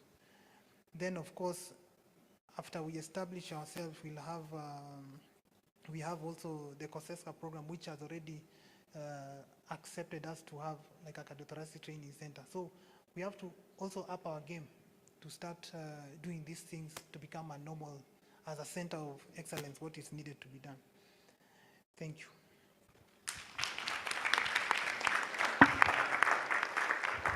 Thank you so much. Proper claps for Dr. Nigel. Moja, mbili, funga, fungua. Thank you so much. That is what commitment looks like. And I'm really excited about what my brother is doing down at the coast. And I'd just love to encourage, because I see some of our younger colleagues who are in the training program, they're almost finishing. You can make a difference. You really can. I know sometimes it looks like it's insurmountable, but you can truly make a difference. There's a story told about a chicken and a pig. In the UK, there was a chicken and a pig by the roadside, and they were watching a truck pass by. And on this truck were written the words, "Eggs and bacon, UK's universal breakfast." And the chicken turned to the pig, and the chicken said, "Look, I contribute to the UK universal breakfast. That is my contribution right there." And the pig looked at the chicken and said, "We are not the same. You contribute an egg, I give my life." Those are two very different perspectives. My brother Nigel is literally giving his life to make a difference. And so I'd love to encourage our colleagues who are coming through. If we're going to make a difference in our continent, and we are the guys who will make a difference, nobody will save us as Africa. We must sort our own problems.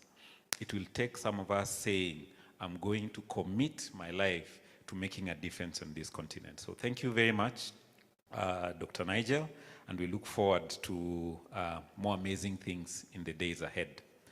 Our time is well spent. I just needed to know if Dr. Makori, okay, Dr. Makori, not yet here? All right, so we're going to go to the next part of the program. Would have a quick panel at the front, so if some folks would help me just get some 4 seats here, and then I would call to the front Norman Sang, our perfusionist in chief. Can we put our hands together for Norman? And then the cardiac anesthesiologist guru, Dr. Ronald Ombaka himself, right there. And then the man that we've been mentioning the whole day, Dr. Sore, Karibu.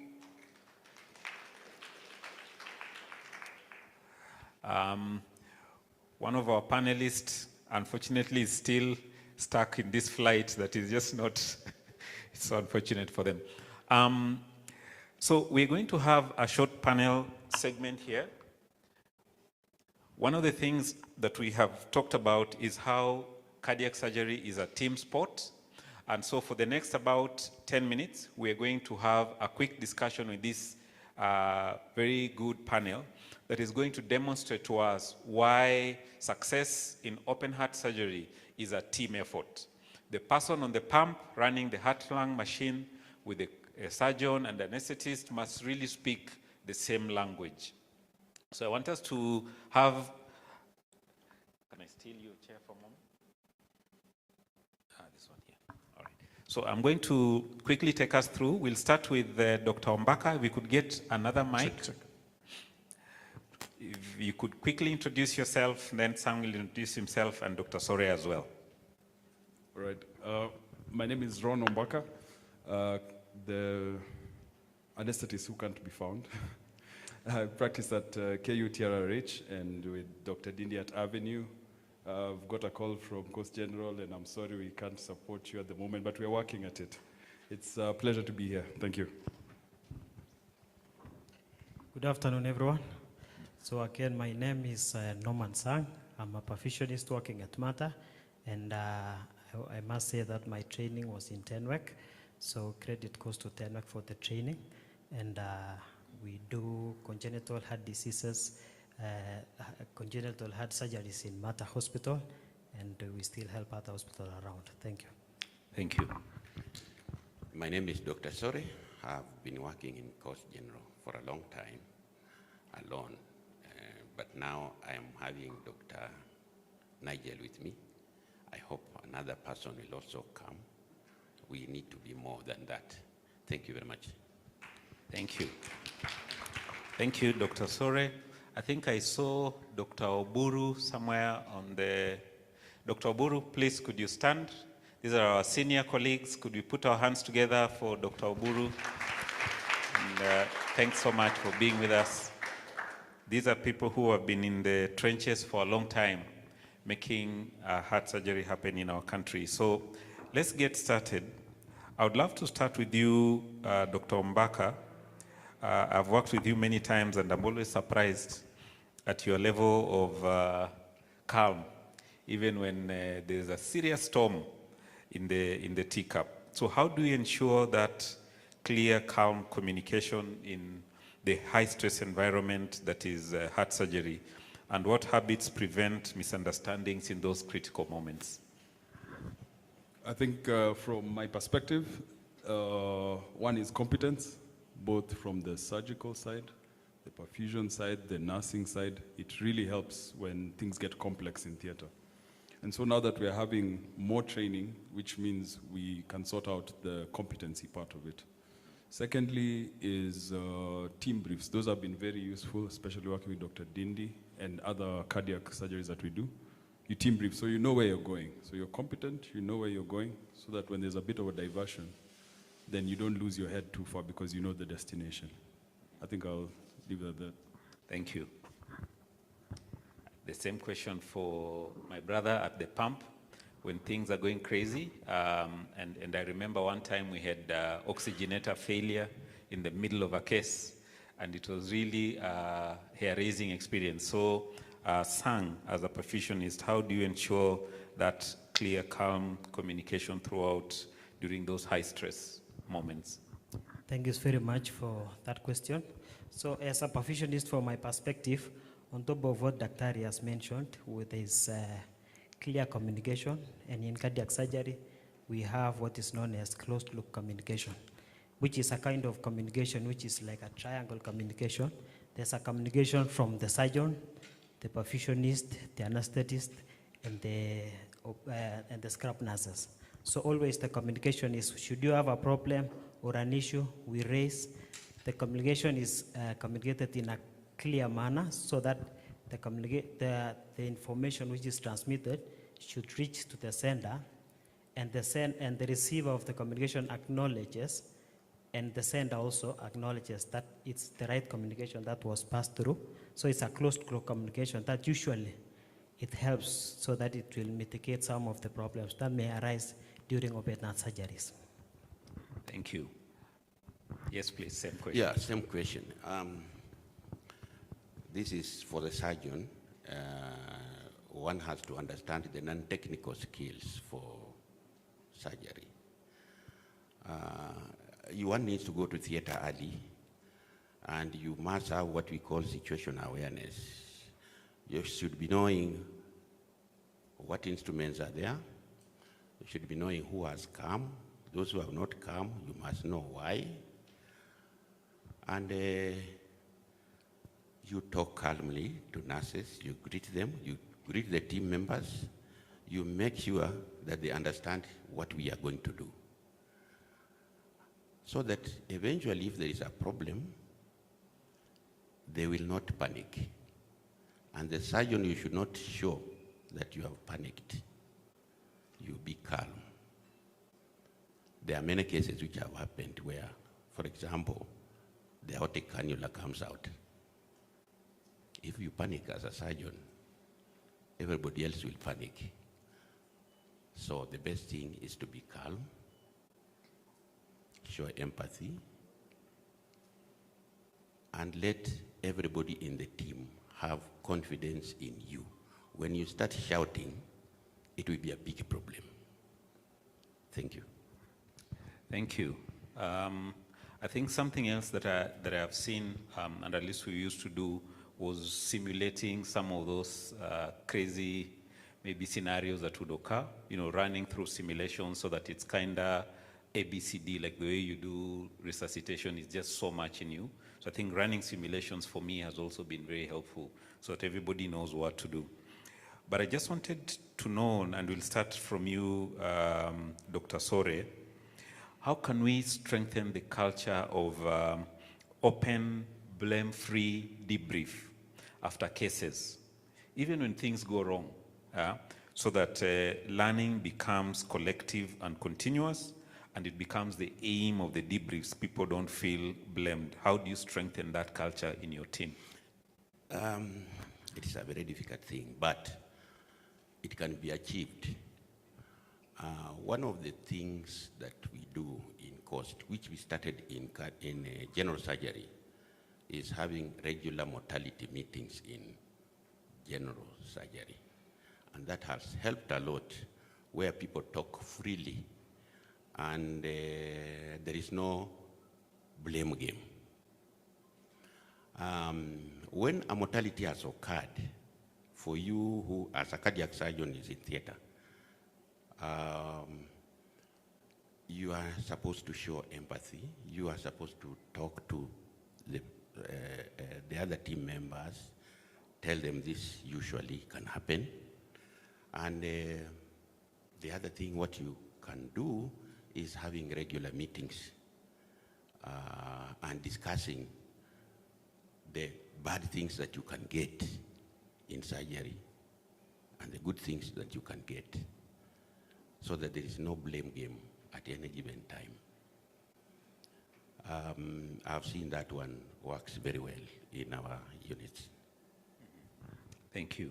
And maybe for Sang, I just wanted you to share with us, now that you've got a very extensive experience doing perfusion, could you share with us one story of a very stressful experience on the pump, and how did having a good team approach help you to save the patient's life? Thank you very much. On a perspective of a perfusion, I want to think of one example, and an example was a case that we are doing.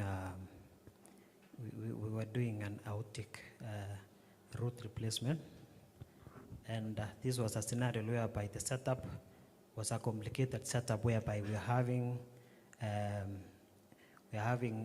cold head and warm body, whereby we are running two pumps. So that one pump is doing good circulation to the brain, and the other pump was doing circulation to the body. So you see, with such a setup, as a perfusionist, you're figuring out how the cannulation, how the circulation goes about. But from you to the surgeon, there has to be a communication. So what we did in that case, because the case scenario we did was a communication. I'm trying to explain to the surgeon and the anesthetist how we'll do our connection on the pump, how our lines will go to the field, how it will be attached to the patient, and how we intend to do the runs in terms of the flows, in terms of temperature differences, in terms of temperature differences, and in terms of the protection to the brain and the body. So, but nonetheless, after going into the case, there were some challenges that we are going into in that case. One of the challenges you're having was high pressures on the pump when you're running. Probably there was a king on the craft, because on this case, there was an auxiliary craft, so we did auxiliary cannulation. So there was a craft which is attached to there was a craft on the auxiliary, and then the cannula was going to the auxiliary. So, when we started the case, like 10-15 minutes into the case, then we started to experience some high pressures. What that means is the pumping pressure on the pump is high, but now the patient is not getting good pressures. So you see the monitor, your anesthetist, Dr. Mbaka is saying, work on your pressures. And down here, my pressures are already high. So the communication from us saying, now the surgeon, it seems we have a problem somewhere. We've counter-checked everything that we've done down here, and it seems to us that everything is okay, but the source of high pressure could be up there in the field. And the surgeon would say, let me go around and check what's happening. And after the surgeon checked for a while, then he realized that there was a king on that craft. So the surgeon paused for a while and said, wait, let's do something. There's something that we need to do. We need to adjust the craft and adjust the cannula so that the pressures would be optimized. So after adjusting the craft and adjusting the cannula, then after a while, we were happy with the pressures, and we gave a feedback back to the surgeon and said, now we are having good pressures and we are able to run at the maximum flow. And the anesthetist on the other said, yes, well, that's good. We're having good pressures on the screen, and means the patient is getting good pressures also. So you see how communication back and forth is helping to solve a problem rather than just keeping quiet. In another scenario is if the perfusionist would just keep quiet and giving vasopressors to the patient instead of communicating to the surgeon and the anesthetist that looks like we're having a problem. So that is one scenario whereby communication was able to solve a problem that we had. Thank you. Thank you very much. Our brother, Dr. Ombaka, I wanted you maybe to reflect on something slightly different. What are some effective ways that teams can support each other, especially their psychological and emotional well-being following high-risk or long-duration surgeries? You know, those surgeries where 14 hours down the line we are still on, or maybe adverse outcomes. How can teams support each other's psychological and emotional well-being? Thanks for the question. It's a challenging area, especially in the way we practice in our country. And for surgeons, mostly you're supposed to be the toughest ones on the block. Unfortunately, at the same time, you have to take the leadership, especially for the newer surgeons who are coming in. The difficulty in cardiac surgery is that the cardiac surgeon leads how everything follows through. So with the debriefs, they really do help, especially immediately after an adverse outcome, those debriefs. But even within theater, checking on the perfusionist, how they're doing serial check-ins for especially long surgeries. The surgeons, also theater temperatures, equipment availability. If all of us check on each other while the case is going on, that usually helps. But at the end of the day, it's serial debriefing and also honesty from the practitioner, the challenges that you face, you can vocalize those, and just the ability to open up and say a challenge that you had already kind of solves the problem halfway. So I'd say the lowest hanging fruit is serial debriefings, especially when everything has gone well. It is an assumption that it's gone well for everybody, but maybe the scrub nurse was struggling with a full bladder somewhere and decided to hold on to the end of the case. It's a struggle. So as the surgeons, as the head of the teams, to check on your people, and also as anesthetists, we try and check on the surgeons, but sometimes we forget about the nurses and the perfusionists. So the debrief kind of evens out that playing field, and everybody feels taken care of. All right, thank you. I want you to remain with the mic as we come just to our last question, and this is really an aspirational question.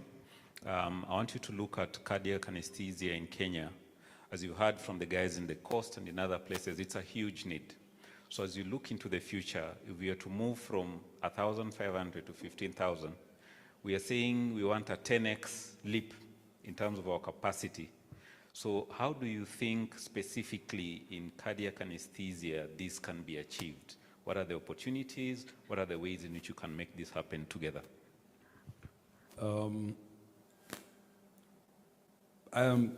I'm sometimes a bit conservative, especially when I see those numbers. I know it's going to be extremely challenging. Now, I was with Dr. Sore in Mombasa a long time ago, and I was seeing those challenges from a distance before coming back. I think in Kenya, if we are able to make systems rather than personalities, because once that personality gets called to KNH and he takes that job, Nigel and Mombasa is a dead spot. So if it is possible, as we are having those aspirations, to put systems that if you left the next day, that system would allow an ASD to be done or a myxoma to be done. Let's forget about the big ones. If we can just put systems to get the smaller bits done, I think then we can have leaps, because there's more of the smaller cardiothoracic issues than the really big complex ones. So if we can make the simpler ones actually simple and have systems in place such that if I'm not there tomorrow, it can still run, I think that would be a way to scale simply, because we cannot scale to do fontans and then the next day you're gone and the next fontan is 10 years after you left. So scale the small things, yeah. Thank you very much. Same question for you, Norman, in terms of perfusion. And I'm glad there's a gentleman from Mandera who's interested in perfusion. This is a guy to talk to after this, network with him. But as you look ahead and the need for perfusion, there are literally cardiac programs in this country that do not have a resident perfusionist. So how do you think we can bridge the gap to get the boots on ground that we require? Thank you very much for that important question. First, maybe before I answer that question, let me see by show of hands, how many perfusionists are in this room? By show of hands, like 1, 2, 3. I can see 3 who are able to attend. Thank you. 4 plus myself. Thank you. So me personally, when I see the future of cardiothoracic surgery will actually will need perfusionists on board, and not only perfusionists, but they need well-trained perfusionists. So me, I'll think in terms of trainings. So whatever we need as perfusionists, we need proper training, and after training, you need after training care in terms of you need to work with someone who is senior so that he will guide you, so that you'll build the experience.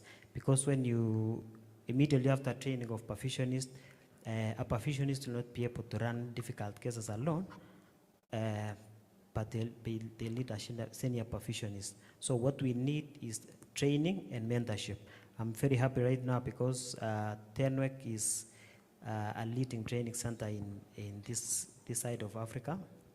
And what they have done in TENWEC is that they have a simulator. So those assimilators will help people to train with an assimilator. So with an assimilator, you'll be able to do as many cases as you can before you come and do it on a real patient. So that's a good thing that has happened.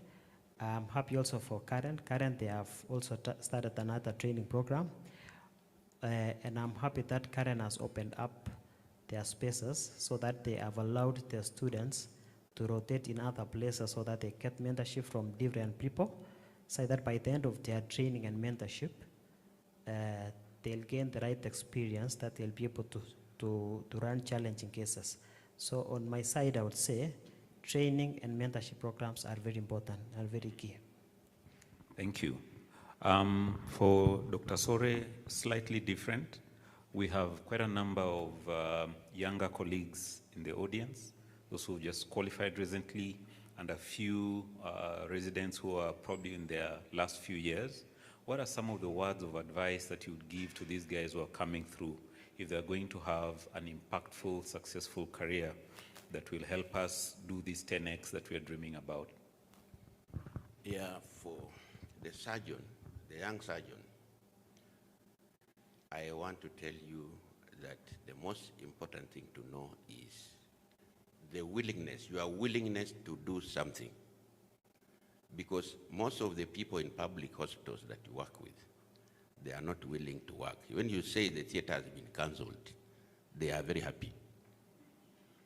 So the best thing is to insist that you want to work. You see what Dr. Nigel did, there were so many problems, but he made sure that he has done what he did. The other thing that you need to know is, as they have talked, teamwork. Most of the other members, apart from the ones who are here, when you go now to a public hospital and you are the only one, no, there is no perfusionist, there is no anesthetist, and you want to start something, you need to convince them. So you could look for a good language to talk to them. I remember when I was starting the cardiac surgery in Mombasa 10 years ago, all the members of my team, none of them knew about cardiac surgery. So I could discuss, and then they go outside, they say, this thing can't work, okay? But you see, I had a checklist. I was telling the guy in Kisumu, you should get a checklist from me. There's a checklist for perfusionists, checklist for anesthetists, checklist for theater nurse, and you tell them, this is what I want. Without this, we can't do surgery. And you find things will work. What I am urging the team, or these members of this group, is to continue with the CMEs. Frequent CMEs will also make us strong as we go ahead. And the fact that you have also started a Kenya Association of Thoracic Surgeons, that is going also to help us. You know, previously when we were starting these surgeries, you find that there is nobody to discuss with. So you find you are actually alone and you get depressed. I'm happy that Dr. Juma there is with his colleagues. So he's able to, you know, discuss the challenges they are getting, and I'm sure he's going to do better than what I did. That is basically what I think. And again, there is something called Skills Lab. Right now, there is only Skills Lab in Nairobi. I don't know whether there is another place. If you have one in Mombasa, another one in Kisumu, and another one in Nakuru, I think that will be very nice for us in this country. The other thing, as we open up new cardiac centers, we need to know that if there are no students training in that center or outside to training to come and to work, that program is as good as dead. So like in Coast General, I've been working to make sure that we have a COSEXA training program for cardiac surgery. When that happens, I think it is going to happen January next year because approval has been given. When that happens, I think the program cannot die. But when there are no students, you know the program is as good as dead. Thank you very much. Thank you. Thank you very much. When you start your program, I've got a gentleman here called Dr. Washira. Fantastic. He can come and train with you guys. Fantastic guy. Yeah. Lazima nimtafutie mahali. Now, can we put our hands together for this amazing panel and team here? We really appreciate you guys for the work that you're doing, and I know that together we're going to achieve this 10X dream. God bless. You may have your seats. Let's put our hands together for them one more time. Thank you very much. We are going to have an exciting session in the next few minutes where we get to hear about a fantastic new, many of us have been using the S5 machine. There is another level, the Essence machine, that is really, really a great piece of equipment, and so we're going to be hearing about it. Then we'll have some very nice question and answer time where we discuss a number of aspects that have been brought up in the last few minutes. So the program is exciting. But because we've been seated for a while, and my wife is a fitness guru, she says you should not sit for more than 40 minutes. So can we stand up for just a moment? Let us all stand. We'll soon be going for a tea break, but I want us to stand for a moment. I see my friends from St. Francis. After you do Kisumu, St. Francis will be the next in starting the Open Heart program. So St. Francis team, hands up. Let us clap for these guys.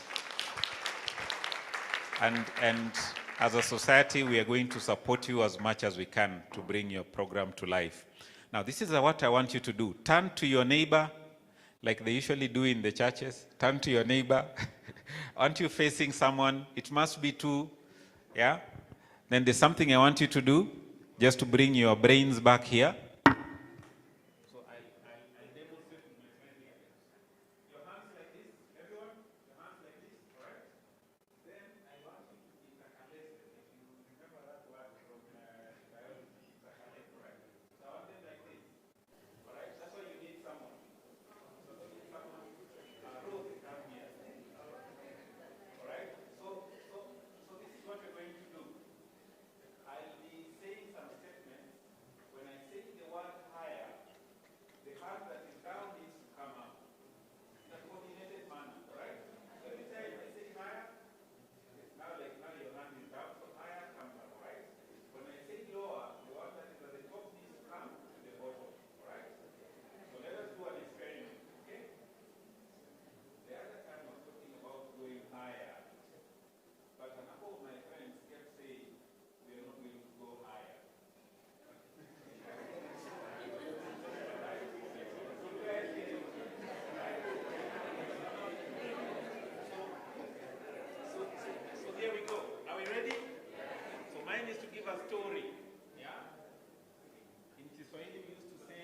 Hadithi, hadithi, hadithi, hadithi.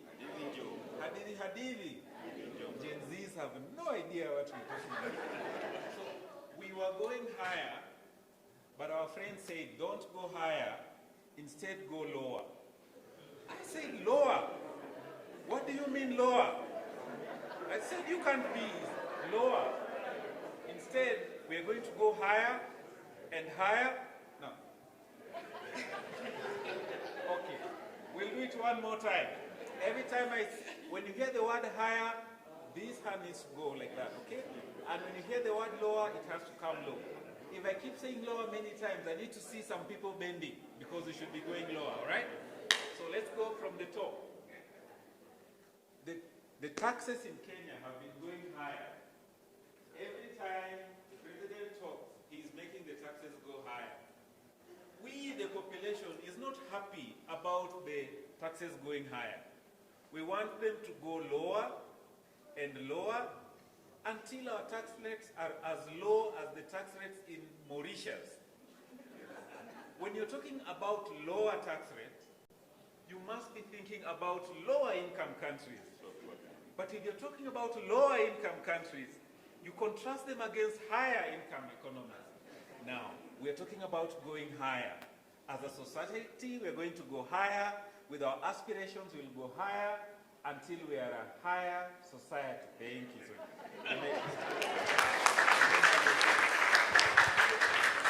You guys are doing very well. Now, let me quickly find out. Is the tea ready?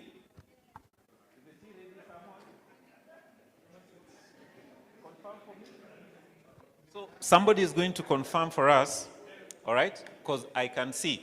I have seen a number of Luya people here, and the T levels in their blood has just gone down. So we need to do something. So we'll quickly confirm that, because the next session is going to be led by the Livanova team, but I just needed to confirm that before. So I'll wait for that confirmation quickly. Okay. As I do that, let me give you guys a quick story, just letting you know it's possible to make a difference. 3 years ago, I was in Malawi for a speaking engagement. Outside of medicine, there are a few other things we do. So as we were speaking in this meeting, one of the guys I noticed was a high-ranking government official. And so at the end of the conference, I went and chatted with him, and I asked him about heart surgery in Malawi. And I asked them, are there any heart operations that happen in this country? And he said no. So I asked him, if somebody needs a heart operation in Malawi, what happens? And he said, they have to go out of country. There is no... Okay. He said, there is no possibility. Somebody has got to go out. And I asked him an audacious question.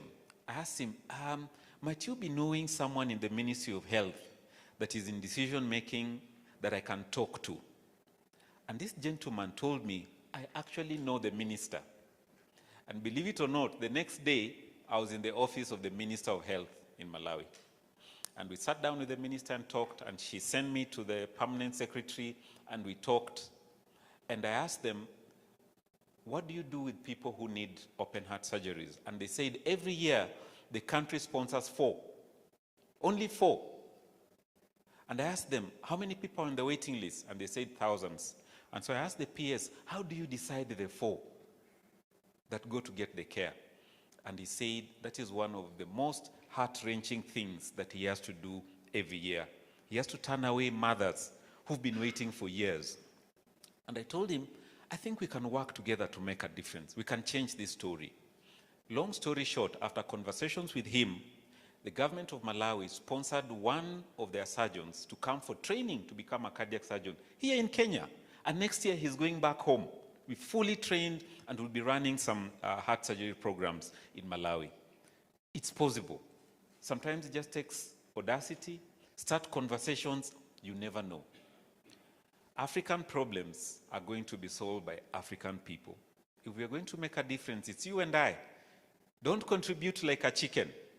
Give your life like that pig if we are going to make a difference in our continent.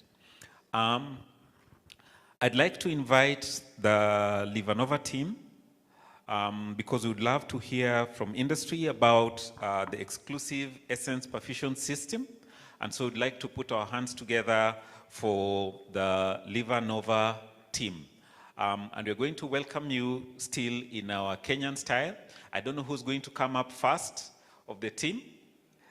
Yeah, are you right here? Awesome. So we're going to give him some nice welcome, Kenyan style, all right? Moja, karibu, LivaNova, Essence, funga, fungua. Thank you. Thank you so much. Very kind of you. Hello, everyone. Let me just put this on. Maybe it's coming. Let me just put this in the slideshow mode.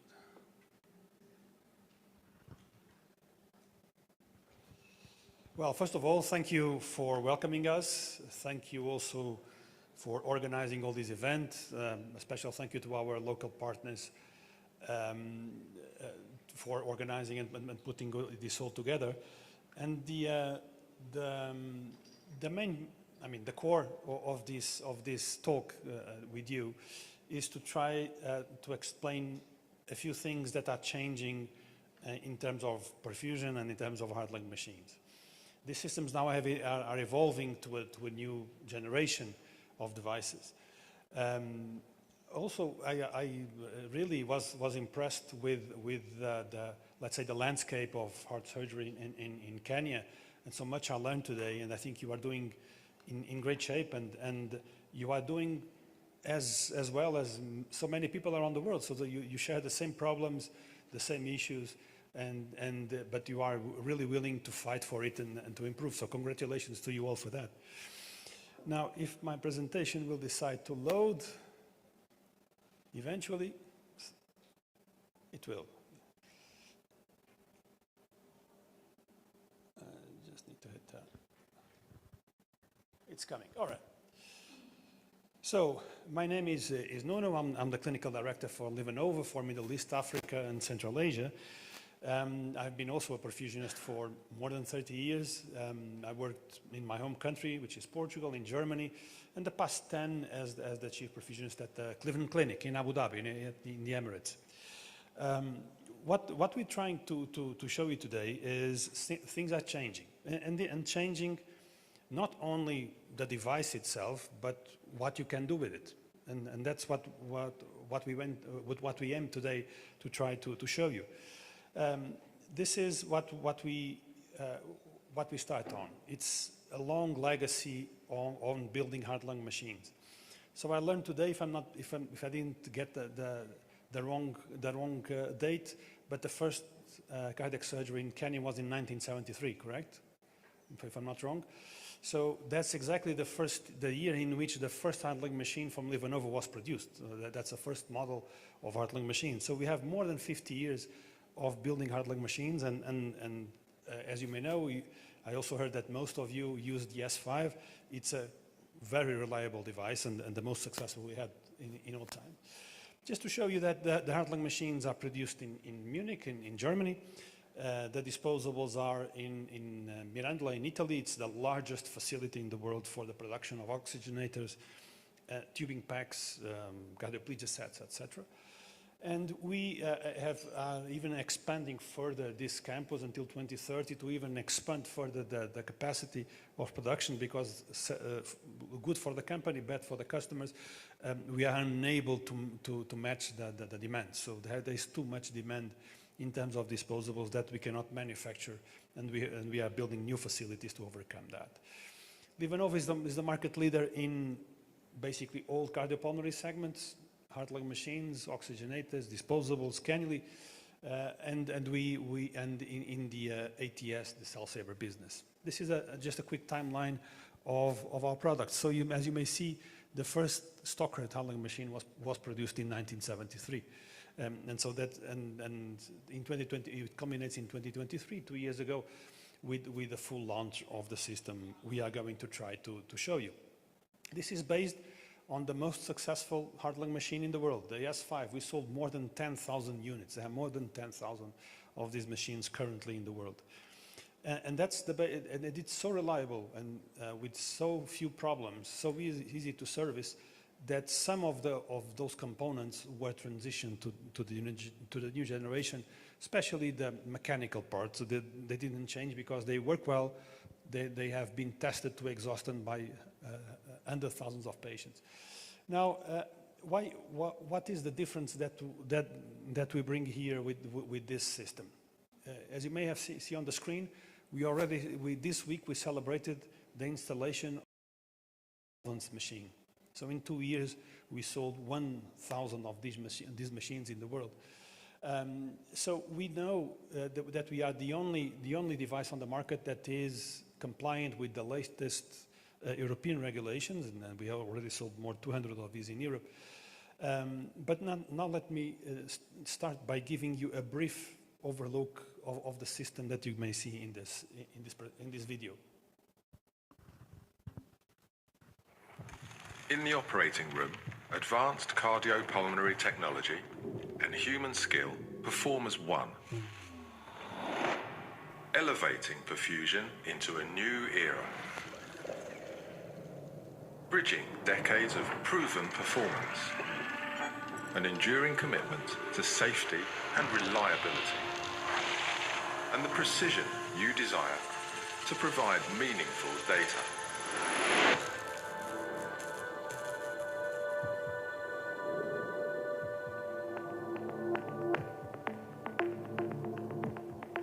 Essence Perfusion System.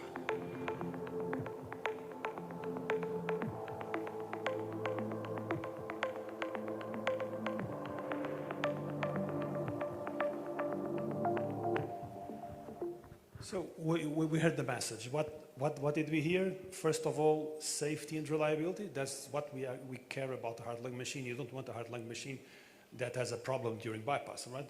It must be safe, it must be reliable. And it must work for many, many years to come. Usually, a heart-lung machine does not stay with you less than 10 or 15 years, right? And so it's something that works seamlessly and for a long period of time. So it must be safe, must be reliable. The second word that you may have already heard was data. And why do we need data? That's what we are going to see in a few slides from now. What I would like also to show you is a video that briefly describes the system itself.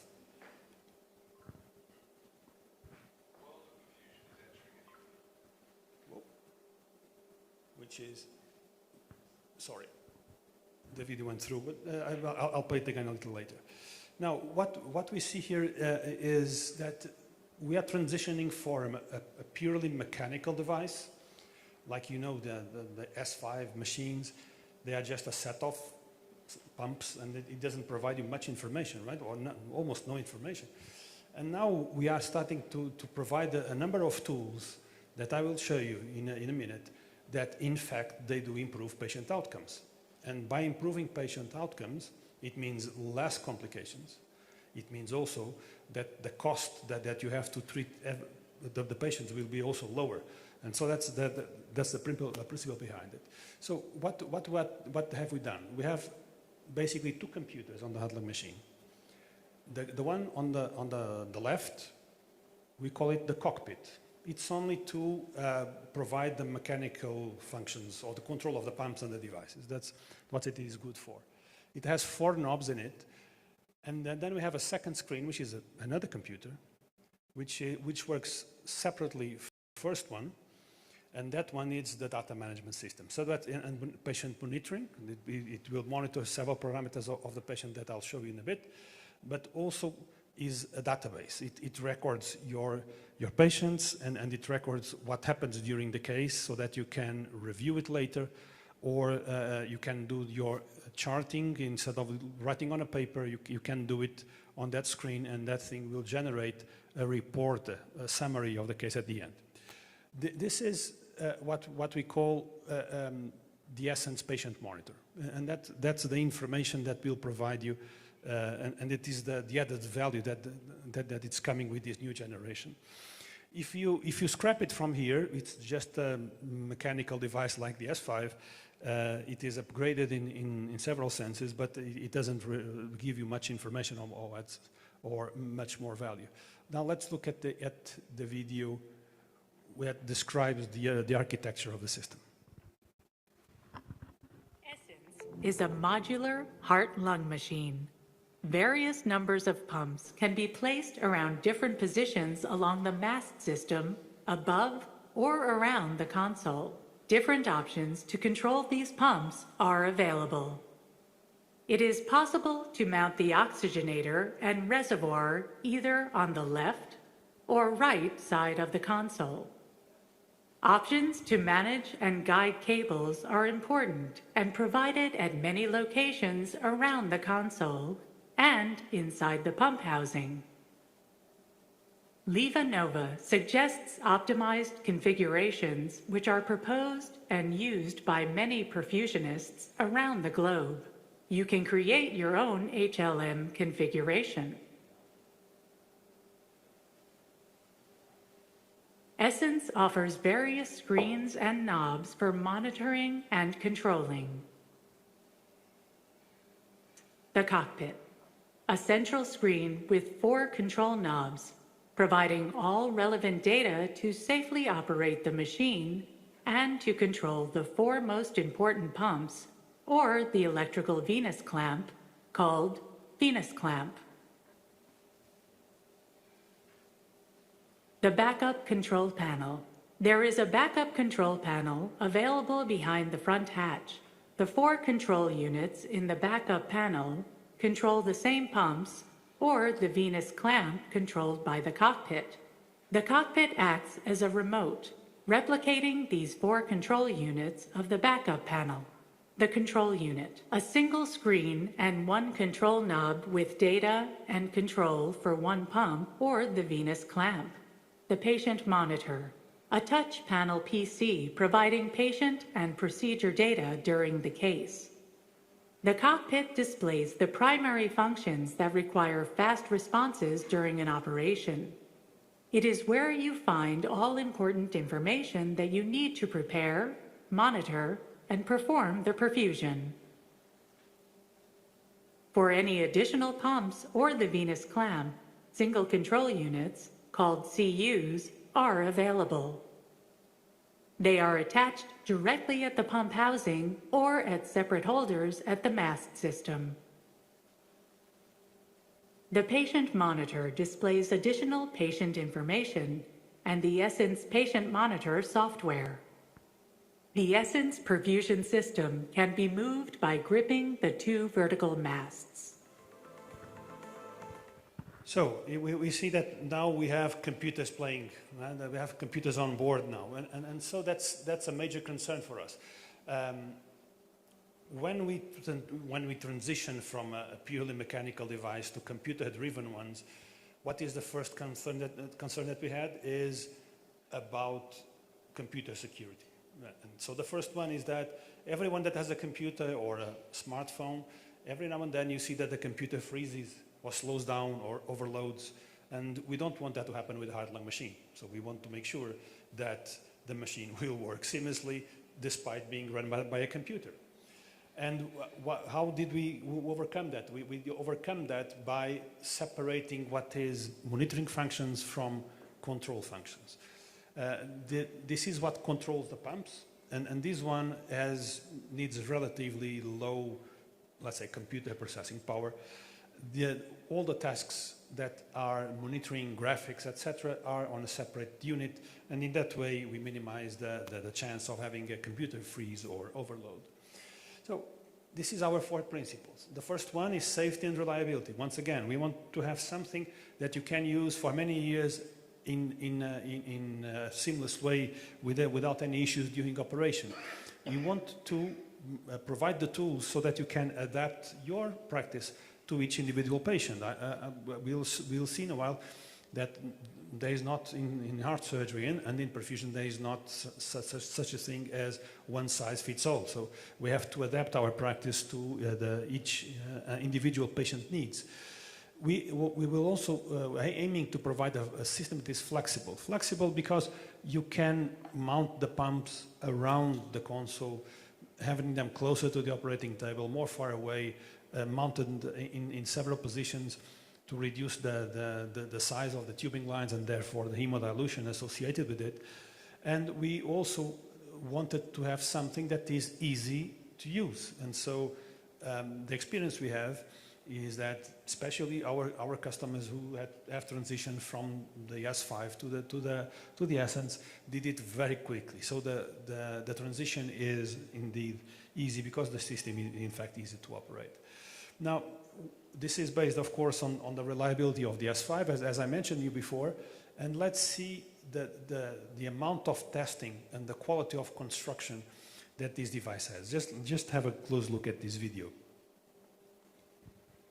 So what we see, it's an extreme vibration test, water resistance test.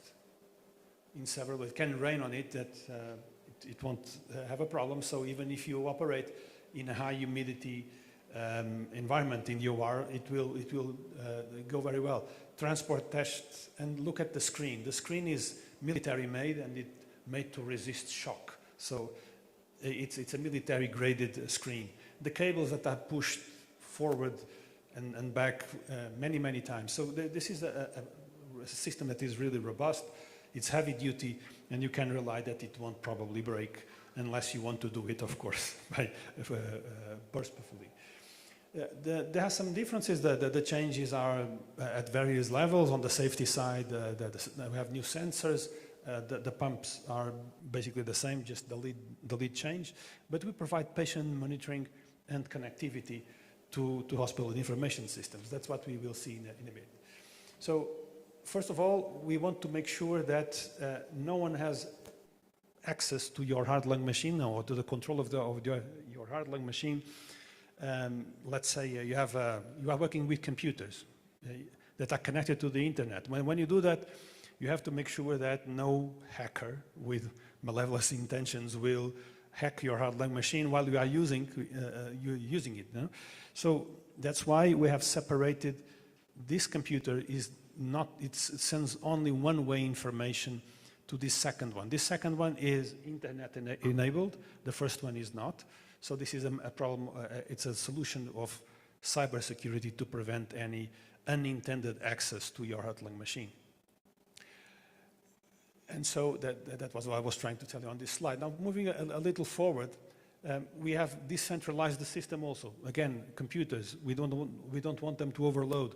So every pump, every sensor on the machine has its own computer processor. And that way, we decentralized the processing of information, and we minimize the chance of having a computer freeze. So that's really one of our key features in this machine. Then we provide for every pump and for each device, we provide always a control unit with a knob. Some devices on the market do not do that. They have only the panel with 4 or 5 knobs, and if you want to control more than 4 or 5 pumps, you have to toggle the function. You must press the control knob to get access to the 6th one, but you lose control of the first by doing that. So it's always there. The EPM, we'll go a little bit more in detail about this in a few slides. I won't spend much time. But in here, what we can see is that the graphical user interface is very easy to understand. It's always black and white, right? Always black and white. If it is not black and white, then you have a problem. Whenever there is an alarm or a warning, there is a color. That's not black and white, naturally. Let's say you have here the bubble alarm. If you have a bubble alarm, this tile will turn red immediately. So it's very easy to understand. Black and white, everything is okay. When there is a color, something is not okay. And it requires your attention. It's a call for action. And those alarms have 3 levels. The red ones, which are the highest priority, which is pressure, arterial line pressure, bubbles and level. Those are the 3 red ones. Then you have medium priority that becomes orange, and blue ones are low priority, like a temperature alarm or something similar. We have also automated checks and embedded checklists. I heard here, I was very happy to hear the discussion a while ago why checklists are a fundamental step for safety in heart surgery. And this device has already configurable checklists that you can document without being on a paper. And the main sensors are tested before operation. So there is no way that you will start the case without knowing that the sensor is eventually defective. We provide a backup solution. So this control panel is duplicated at the base. So even if you break the screen or you break a knob, you always have a duplication of controls, and it allows you to do it very easily on the machine, which is something that is not currently present in older generation machines. And above all, we provide always at least one engineer, one service technician in each country where we have the machine installed. Now, what comes next? It's really information. What information do we need from the patient, from the machine, in order to improve our practice? And that is coming with the patient monitor. The patient monitor collects data from the patient and then does a number of calculations and indexes, what we call goal-directed perfusion, and above all, it creates you quality indicators. So you decide which quality indicators you want to use. Let me give you an example. You are on bypass, and it's your good practice that you should keep mean arterial pressure between 50 and 80. You should have a minimum urine output of 1 milliliter per kg per hour. You should have eventually a cardiac index of 2.4 or around that. So what you do is that inside the patient monitor, you tell them, my good practice, according to my department's protocol, should be this one. Whenever you are off limits for one of those parameters, you get a warning. And you get a report from that practice. And I tell you, when I started using these systems with this type of information, I just found a number of red flags, and I had to change something. So it's a really a good way to understand that sometimes we need to refine our practice to make it even better. And that's what this tool provides to you. Now, this is based on reliable sensors. So we also provide you a number of sensors, mainly inline blood gas monitoring. And it has been shown by studies done by independent groups, mainly from the Netherlands, that our device, which is called the B-Capta, it's an inline blood gas monitor that measures arterial PO2, venous saturation, and hemoglobin and hematocrit, is by far the most reliable and the most precise on the market. So that's one. We provide you information, but in perfusion you need to have information which is based on reliable sensors, accurate sensors. And that's where we've also had this concern. We have been, as shown in here, compared with other competitors, that our deviation from what is reading a blood gas machine is minimal when compared with a standard blood gas instrument before even being calibrated. Now, moving forward, we go to goal-directed perfusion. What is this? So, and this is what the piece of information that we need, and why data during bypass is of critical importance, and it's part of modern perfusion, I would call it. So this is how we usually, in most centers, do assess if our blood flow is being enough for that particular patient that we have on the table. And that is based on, let's say, a fixed index flow, a cardiac index, 2.2, 2.4 liters per minute. Some people look at the venous saturation. We look at the blood gas, if we have lactates or not, eventually urine output as an indicator. Well, that's not enough. That's what science has been showing us. First of all, let's say blood flow. You use a fixed cardiac index, 2.4 liters per minute or something similar. But in here you have 3 examples of patients with the same body surface area, but very distinct BMIs. So we have the same blood flow, calculated blood flow, but the BMI is very different. What's the difference between a fat and a lean patient? What's the difference in there? what is different from fat tissue from muscle is that it consumes much less oxygen than muscle. So lean body mass, a leaner person has a higher oxygen consumption than someone who is obese. And so that's one of the first things. It's what is the body mass of the patient and how should we adapt our perfusion to it.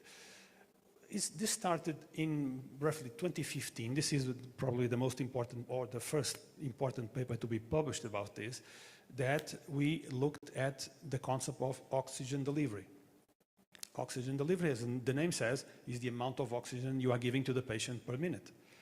Now, that amount of oxygen that you are giving to the patient, it's in the blood, so it depends mostly on the hemoglobin and the blood flow. Those two parameters influence. We have to make sure that the oxygen that we are giving, or the amount of oxygen we are giving to the patient, is enough for its metabolic rate. So we cannot only look on airflow, we cannot only look only on hemoglobin, we must look at oxygen delivery and, if possible, if we have technology for that, CO2 production. Because we are giving a certain amount of oxygen to the patient, but on the other end, the patient uses it. It's like a car, right? You fuel the car, and after fueling the car, you have exhaust, right? And the exhaust is, in our case, carbon dioxide. Of course, that if you are driving a car, if you get a heavy foot on your throttle, your gas consumption is higher as well, right? So let's move the hand again. It's higher, right? So that's the thing. So and that is what we need to understand, and that is shown. Look at the graphic that comes after. So these authors, they did this first study. This is oxygen delivery when it was below 260 milliliter per minute per meter square. In here you have the rate of acute kidney injury postoperatively. As you may see, patients with low oxygen delivery have a fourfold increase in the risk of having acute renal injury in the postoperative period. The same was also applicable for the relationship between oxygen delivery and CO2 production. How much fuel you are giving, how much exhaust you are having from that particular patient. And also hemoglobin, when it was very low, was also a marker of acute renal injury. We can look at this and think, well, is this easy to measure? I say, yes, it's quite easy to measure. The second thing is that what do I do if I have an imbalance in any of these parameters? We'll talk about this in a couple of minutes. But what is really interesting is that acute renal injury, as you may know, it's a very expensive complication to treat. If you have a patient that needs dialysis for a few days, if the kidney will ever recover, so that patient will be very, very expensive to treat. And that is why this sort of techniques and methods do in fact decrease the cost of treatment for the patient, which is important also for the hospital as well. Now, and then we have the other thing, which is, it's not only if the patient is exposed to low oxygen delivery, but it is for how long. It's a time of exposure, the oxygen depth. If you are not giving to the patient enough oxygen, he will accumulate an oxygen depth, and that will have an impact especially on the kidney. The kidney is our organ, but which is most sensitive to low oxygen delivery because the renal parenchyma is already hypoxic by nature. And it absorbs most, or it's one of the biggest absorbers of cardiac output. We all know that our heart, when it's pumping, about 20 to 25% of our blood flow goes to the kidney, which is only a filtering organ. So, like you see, this was quite a large study. What you can see is that the first thing in terms of increasing the rate of acute kidney injury is bypass time. So keep bypass short. When bypass time was above 2 hours, the risk of kidney injury shooted to the roof. But the blue bar is patients who were exposed to the O2I above 15 minutes, more than 15 minutes, and the red bars are patients who were exposed to low DO2 or oxygen delivery for less than 15 minutes. And you can see there is an important difference. So it's not only if we are providing enough oxygen, but if we are not, for how long we do it. The longer, the more harmful it is to the patient. And this is the big trial that was done, a multinational randomized clinical trial comparing the gold-guided perfusion with traditional perfusion, and the results were very clear. We should use it because otherwise our patients will have more complications. There is a wealth of information. After this, there were tons of papers and studies published on this matter. And what we want to look at is what are the learnings, what are the key points that we should use in our practice. So the first of all is to limit hemodilution. So because oxygen delivery depends on the hemoglobin concentration or the hematocrit and blood flow. So if you limit hemodilution, your hemoglobin will be higher, and therefore you'll have a higher oxygen delivery. Then we should keep oxygen delivery above at least 280 milliliters per minute per meter square. We should increase the DO2 mostly on flow and eventually on PO2 if it is hypoxic, and not so much on the hemoglobin. So it means that blood transfusion should be guided on venous saturation, which gives you the oxygen extraction ratio. When the oxygen extraction ratio is very high, it means that you are not giving enough blood flow to the patient. The amount of blood that is going through the tissue is not enough, and therefore the tissues have the need to extract more oxygen from the blood. In return, what happens? The venous saturation of oxygen is lower. Right? So that is also a critical point. So guide the transfusion need on the oxygen extraction ratio, not on hematocrit or hemoglobin. Finally, we should try to avoid the anaerobic zone. So we must provide enough oxygen to the patient consumption. Right? So that's simple. My patient has a certain metabolic rate. I must provide enough oxygen for that metabolic rate. If you are at a higher temperature, you need to give more oxygen than if you are in hypothermia, naturally. And this is another key takeaway is that we should avoid loop diuretics, especially, and excessive vasopressors. So all of these studies, what they have shown to us is that first, if you keep the mean arterial pressure in a systematic way on the range that you want to get by pushing phenylephrine or other vasoconstrictor, what is going to happen is that your mesenteric circulation, the abdominal circulation is compromised. There will be vasoconstriction of those vessels, and your lactates will shoot to the roof. So that's what we also want to avoid. Loop diuretics, I'm talking about furosemide, for instance, should be avoided because loop diuretics, what they do is that they increase the oxygen consumption of the kidney.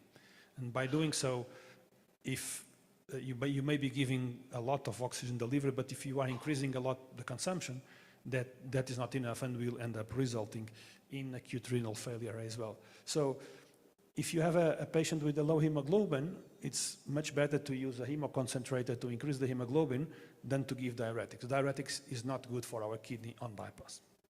That's the message. So now the target is obviously to get an optimal perfusion. Now oxygen delivery has this formula. This is the calculation for it. And where can we act during bypass? On the pump flow and on the hemoglobin and PO2. So that's what we can do.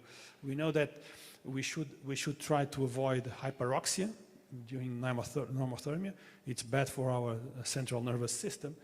But hyperoxia, if the hemoglobin is very low, may be protective because there is a small portion of oxygen that is dissolved in the blood plasma. And so if the hemoglobin is very low, this may be somehow be helpful. Now, this is what Ranucci and colleagues have shown during their studies. So the blue line is lactates, okay? And the red line is the relationship between, or the ratio between oxygen delivery and CO2 production. So while the relationship between oxygen delivery and CO2 production is fine, the lactates are low, right? When there is an imbalance, when either the DO2 is low or the CO2 production is very high, what happens next? The lactates start to increase. So it's anaerobic metabolism. That's where we want to avoid, right? And that's what we can. There might be some delay between the new onset of, or let's say on the imbalance DO2 VCO2 and the increase of lactates. There must be a short delay, but you will see it very, very quickly. So if possible, we should also analyze the CO2 production.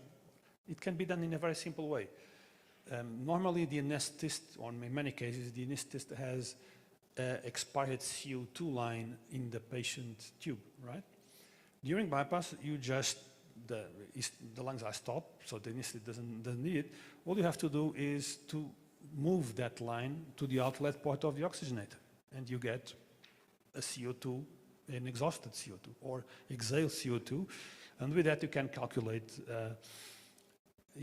easy the production of carbon dioxide, which is really what we want to do is that what we want to avoid is that if you are using CO2 to flush the operative field as a measure to reduce emboli, well, this calculation won't be reliable. So do not try to do this if you are flushing the operative field with carbon dioxide. Now, this is the targets. This is what all these studies have shown us. Keep DO2 high, above 280. Keep the ratio between oxygen delivery and CO2 production between fuel and consumption above 5. Oxygen extraction ratio, which is oxygen consumption on top of DO2, should be less than 39, and the production of carbon dioxide is 60. Because we know when the production of carbon dioxide goes high, your lactates will also go high, which means that you are not providing enough oxygen to the patient. The latest European guidelines, already published in 2025, although they were written in 2024, do show this as a class 1 indication. Let's look at what are some of the key takeaways. So class 1, it's the strongest recommendation. Based on evidence or not, if it is class 1A, it's the best available evidence. Class C means that it was just an expert opinion or consensus. So we should look at monitoring continuously venous saturation and hematocrit and perform a blood gas analysis in a regular basis, naturally. But when it comes to pump flow management, so two major recommendations. So the use of DO2 above this limit, 280, is class 1A. It's the strong scientific evidence, so we must use it. But we also should look at many other parameters to assess if the pump flow is enough for that specific patient that we are treating in that moment. So DO2, but also other parameters should be considered, not to be the only one. Later on, the same Professor Ranucci started to, already in 2024, to look at other parameters as well. Because as you may have seen, despite of having high oxygen delivery or not, the risk of acute renal injury is not zero. Even that you do a very good perfusion, some patients will have some degree of renal impairment, despite whatever you do. And that is related to what is called the fixed risk or static risk. So these are patients who develop cardiac surgery-associated AKI, these patients that didn't develop, right? So what is the big difference? Age. Older patients do worse than younger patients. Patients with higher preoperative creatinine and anemic or lower hematocrit do worse as well. And previous open heart surgery, the complexity of the surgery and the Cleveland risk score, it's a score developed by the Cleveland Clinic that measures basically patient frailty. So the worst is the preoperative condition of the patient, the worst will be the renal outcome. So there's something that we cannot change. But what we can change is what we do during the procedure. And look at what we can do. Anything below 0.05 is clinical significant. So what we see is that everything, the lower hematocrit, patients with lower hematocrit had worse outcomes than patients with high hematocrit. Patients with low oxygen delivery were also had worse outcomes. But what was impressive, that there was no difference between the groups is that a lower mean arterial pressure and the lower SVO2 didn't have any impact between patients. So it doesn't look that mean arterial pressure is not that important in terms of maintaining good perfusion in one related to heart surgery. And this is what they found. So many things are really important in terms of outcome. If you see also cardiopulmonary bypass duration is there again. So if you have patients that are on bypass above 90 minutes, they have worse outcomes than patients that have a short one. And also the time of exposure to critical oxygen delivery, once again, is shown on these studies. So we should keep close monitoring on our patients, and it's not, it's no more only, we cannot just assess the patients using a good clinical eye, or we must use a good clinical eye, but we should look at data, we should look at numbers. It's not enough to have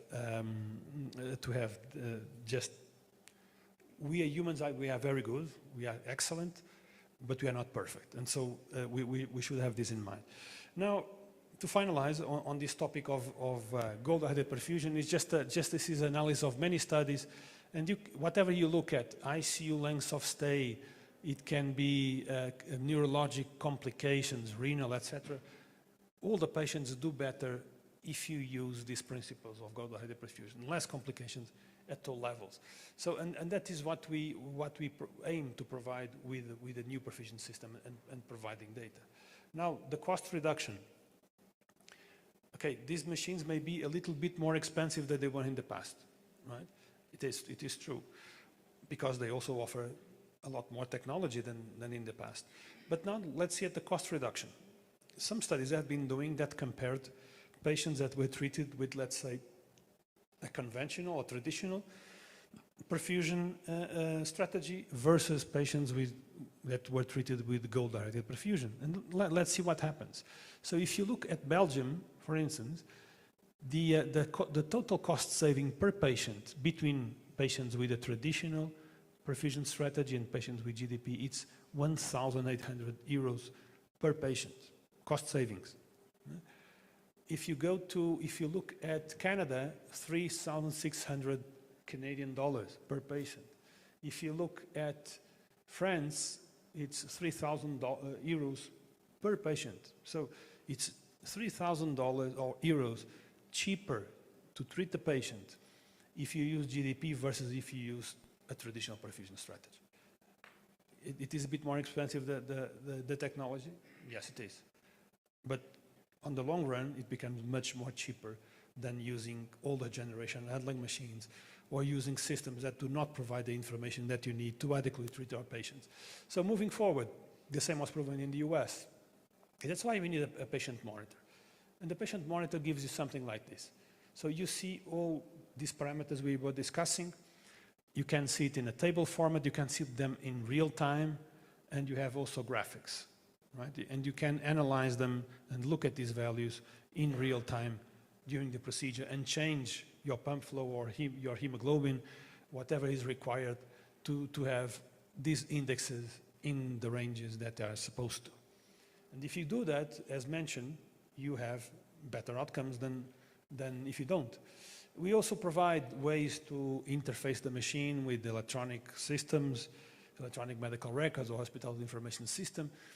And you see also there is a charting feature. So you can also do your record that you eventually do now currently on paper, you can do it in here. So if you give a medication, you can insert it.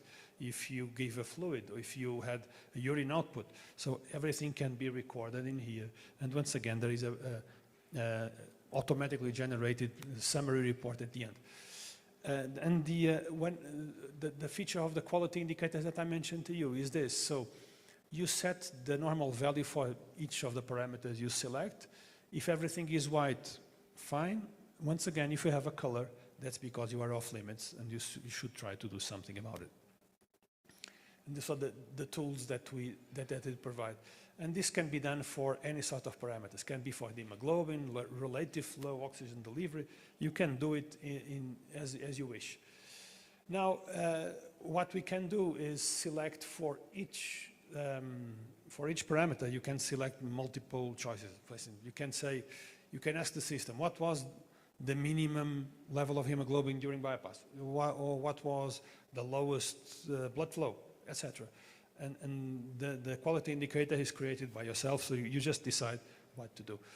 Now, to finalize, let me just look at the intuitive user interface. So, as again we mentioned, it's easy to understand what are the monitoring areas. So this is a measured blood flow. Now the Essence provides you a flow meter.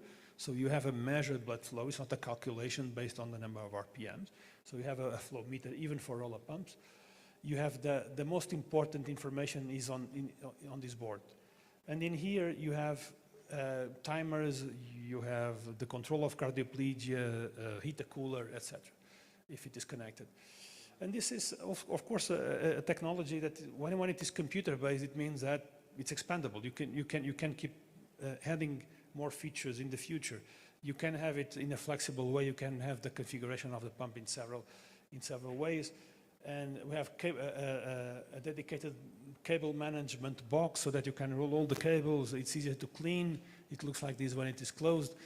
And we can have multiple configurations. It can be on the left side, right side. Even some customers use a ton of pumps. Some use all the things outside of the machine. So we also provide the accessories that are required for these, like these arms, control units, all this. So the system is fully configurable to what you need. The system integration, it can be done. You can export the data just by using a USB memory stick, or you can connect it via Wi-Fi to your hospital information system and have a database where all the machines will send the data to. So there is multiple ways to do it.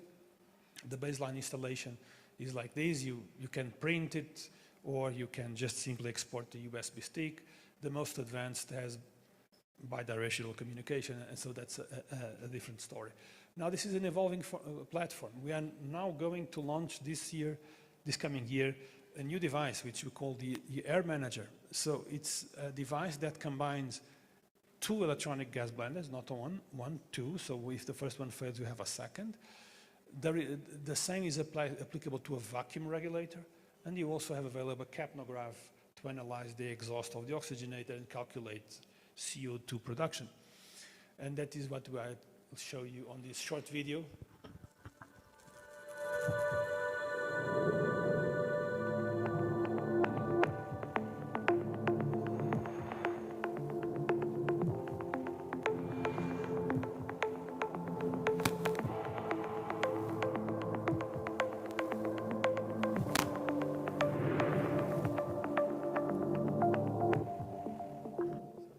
It's coming. So we keep developing the system. We provide you already, after the launch, new accessories by hearing customers' feedback. And we provide one or two new software releases for the heart-lung machine and for the patient monitor per year, adding new features, correcting also, of course, some bugs that may have, but it essentially with improvements, and that's what we try to do. So I finalize.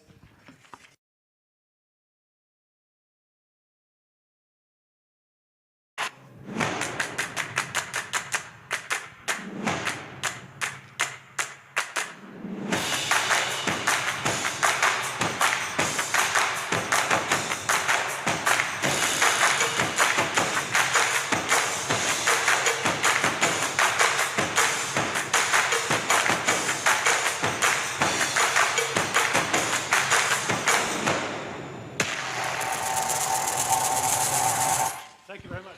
Thank you.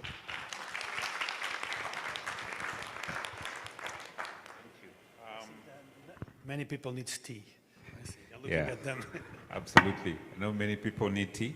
I think what we'll do, once we break for tea, we'll not come back. We will break for tea as we go. So we want to wrap it up, because I know once we break for tea in the next few minutes, it will be more tricky to try and come back. That will be it. So I would love, with the Jayesh still here, any questions? Oh, welcome, my brother Steve. We've been waiting for you. This is a gentleman that has been delayed by the planes a number of times. I'm so sorry about that. Yeah, but welcome. He's a cardiac surgeon from Eldoret. We are glad to have you. Thank you. I would love for us to have a bit of a Q&A time now that he's still here with the mic. So if you have a question specifically that you'd want to ask him, please, the floor is open. From the anesthesia team, perfusion, surgeons, and maybe I'll start with the first one and take it round. So I wanted to know in terms of the sweet spot, because one of the challenges we have with our tetralogy patients, their HBs are always high. And so we do hemodilute just to be able to have good perfusion. Is there a sweet spot that you found just from your own experience when you're hemodiluting these patients in terms of a sweet spot for the HB, so that we're having a sweet balance? Any other questions from the floor? I'll have run with the mic. Maybe you can start with that. Yeah. Okay. So follows and any cyanotic patients and its associated high hemoglobin, that's not necessarily a bad thing. So they live with it, right, on day-to-day life. So the thing that although there is no sweet spot that we can extract from clinical studies that have been done so far, but I would say it's sound clinical judgment not to overdo it. Not to overdo it, the hemodilution. And that's because when we do hemodilution, sadly, the fluids that we use, unless we use a lot of albumin, is that our replacement rate for, let's say, lactated ringers or normal saline, it's 0.2 or 0.3. It means that if you give a liter of ringers to a patient, it will only stay 200 or 300 milliliters in the vascular space. All the rest goes to the extravascular space.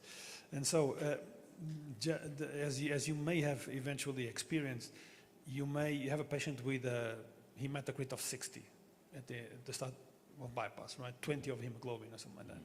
You dilute the patient, it comes down to 15 hemoglobin or something like that. A few minutes later, you'll have the hemoglobin going back to 16 or 17 again.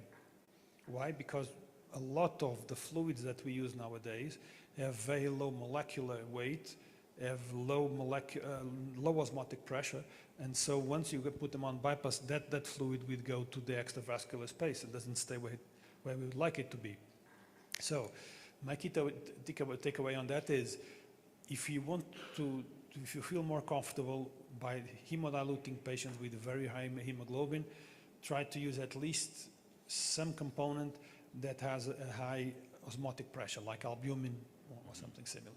Otherwise, the fluids that you give will be expelled from the inter to extravascular space. Thank you. Thank you. Any other questions from the floor?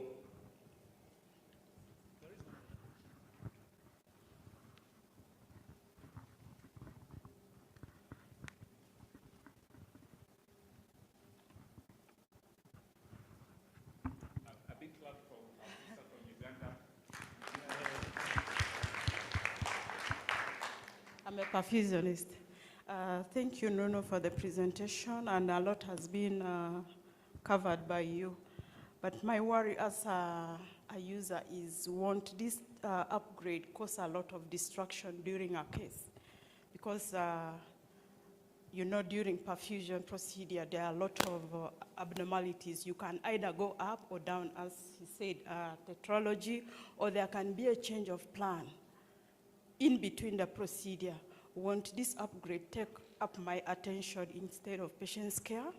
Or won't these alarms come when I'm discussing a very important plan with my surgeon? Just assure me that it's not going to be destructive. It won't take up my attention. And in case of change of plan, it will be very swift. It won't take like 3 minutes to change my configurations to acting, taking action. Just assure me that it will be safe for the patient and user-friendly to me and the rest of the team. Thank you so much. Yeah, thank you for your question. Very interesting and then very. Now let's look at the S5. Is that what you use nowadays? Okay. Where is the information? The information that you look at is where? So you have information eventually on these panels. On this panel, 5 or more pumps with different panels, and all of those. So if you are sitting in front of the machine, you are looking here, here, here, here, here, right? Correct? Now what happens with the assets? Oh, sorry, this is not working now. Now, what happens with the machine is that all the information that you had in the S5, now it's here. It's centralized. So you have basically the same information you had on the S5, no different. It's exactly the same. It only gives you even a bit more information, but not too much. And the alarms are the same. So if you have a high arterial line pressure alarm in the S5, you have to act the same time, the same way that you do in here. But we have eventually even more safety features. The alarms nowadays, they have 2 levels. There is a stop limit, so it's an alarm that will stop the pump if you reach, let's say, the max. You set the alarm for your arterial line for 400 millimeters mercury, for example. If your arterial line pressure goes to 400, the machine will stop, like it does today with the S5. Yeah? But now we have added what we call the regulation limit, which is, let's say, you set the maximum pressure to 400, but you set the regulation to 300. What happens? Once your arterial line pressure reaches 300, no matter if you keep turning the knob, the pump won't increase the speed because you reach the regulation. That's a protective measure. You have a buffer between the stop and the regulation limit to prevent to blow an arterial line, or let's say you have a kink or something like that and you blow the whole thing because you overpressurize it, right? So, coming back, the information now is centralized in a single place. My advice normally is that people will start by getting familiar with the controls of the machine. How do you regulate the pumps? How do you set pressures, etc.? How do you deliver cardioplegia? At a later stage, maybe a week later or something like that, you start looking at the charting system and at the patient monitor. So first of all, the control of pumps and alarms and device approach. If you start doing everything at the same time, you'll get confused, and yeah, you may get into trouble with that. Operate on children and in adults, right? What we can do is that the machine now has a feature that is just called profiles, which are presets. Let's say a pediatric patient, what you have to do, you have to go to each pump and change the tubing size, right? The machine nowadays, you can create an adult profile, a pediatric, and a neonatal. For each of those, you can have your own limits, alarm limits, pressure, flow, etc. You can change the tubing size. So an adult is a ½ inch, usually, tubing size for the pump, but you have a ¼ inch for a neonate. So as soon as you select the pediatric, all the calculations and the limits are changed according to what you have pre-selected. So it makes it even easier, your life on that end. Thank you. Thank you. Thank you so much. One last question from Nigel. Thank you for the presentation. This is Nigel. Now, the big question is, how much is it? I know many people are asking that themselves in their hearts. Then if there's any payment plan, and then is there, like, if we get it, is there training for the user? And what about the service parts and all that? Correct, thank you. So regarding costs, price, and payment plans, I think that table there on the corner will be the best to answer you, because I don't know what is the practice in here. I'm not a commercial person. To what it concerns to training and parts, so the training will be provided. So usually we have a training plan on site which has a duration of normally 5 days. So it means that once the machine is delivered, there will be first, let's say day one is to make sure that the pump layout is according to what you want to use, right? Do all the testing, do a dry run, so you set up your regular bypass system and you jig with it. Second day, usually it's a wet run, so you do the priming of the system, you set all the alarms as you want to have, etc.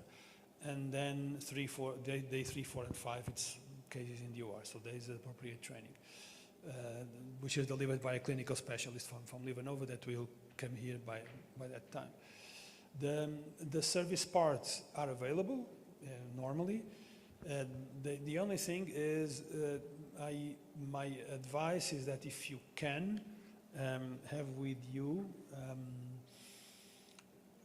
eventually as a backup, if you can afford it, naturally have a few parts that you should have in house, because especially the sensors, they are connected to the machine with a wire, right, with a cable, and if somebody accidentally damages it, so you may end up with a machine that is not usable because you broke the level sensor cable or something like that. So these are not very expensive things, so it's things that we advise you to have in-house. But anyway, you will have a service engineer here in Kenya. The level of spare parts is usually part of our discussion with the local distributor, so there are a few things that should be kept in the inventory here in the country, because the leading time for shipments may be long. So, attached to what Dr. Nigel was asking, and maybe the ANTAC team may be a better place to answer this. With the changing political environment, right now we have what we call the NESP program. That's the National Equipment Service Program by the Ministry of Health. And the government recommends that equipment purchases by public hospitals should go through NESP program. So the first question is ANTAC part of the NESP program? And then 2, if it is not, are there options for leasing? And then if it cannot be leased, then what is the cost of acquiring the machine? I think that needs to come out clearly. Thank you. Who wants to answer that one?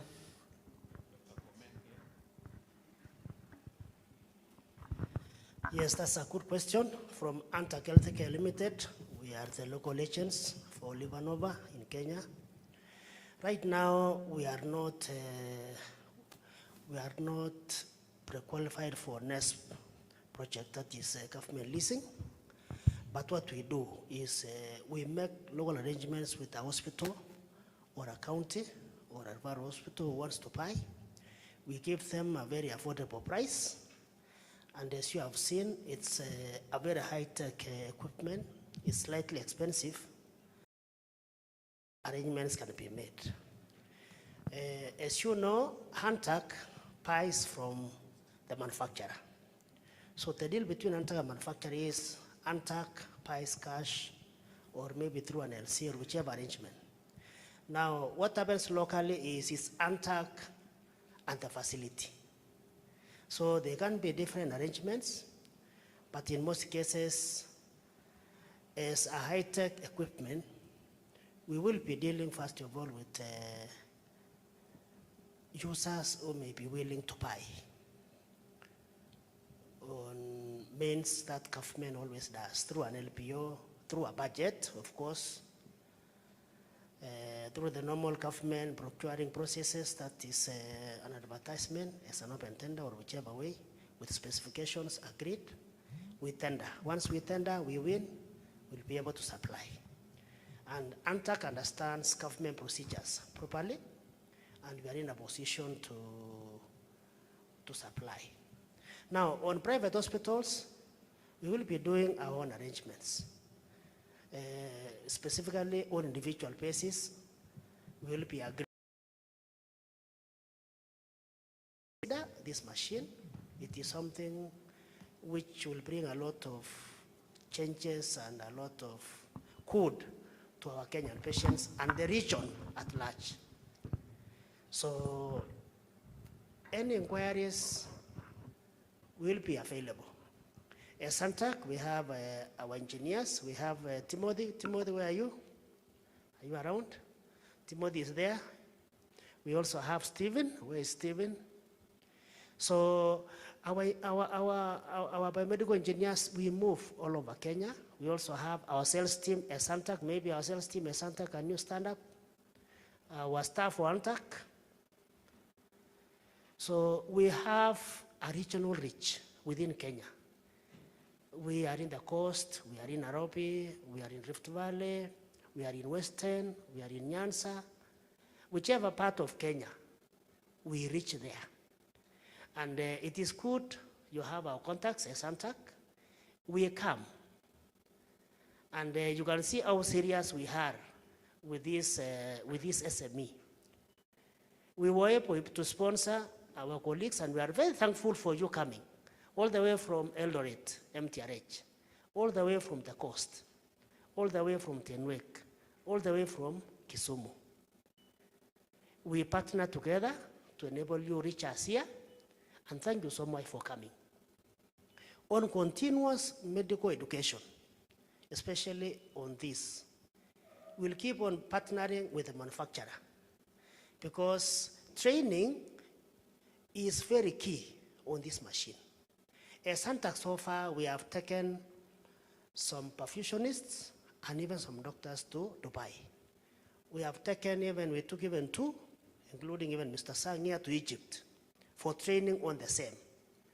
And we will be making arrangements with the manufacturer so that at times, instead of us sending our people to Egypt or sending them to Dubai, they can come here and we can have a 1-week training, which we can do an arrangement as we have done even for today's session.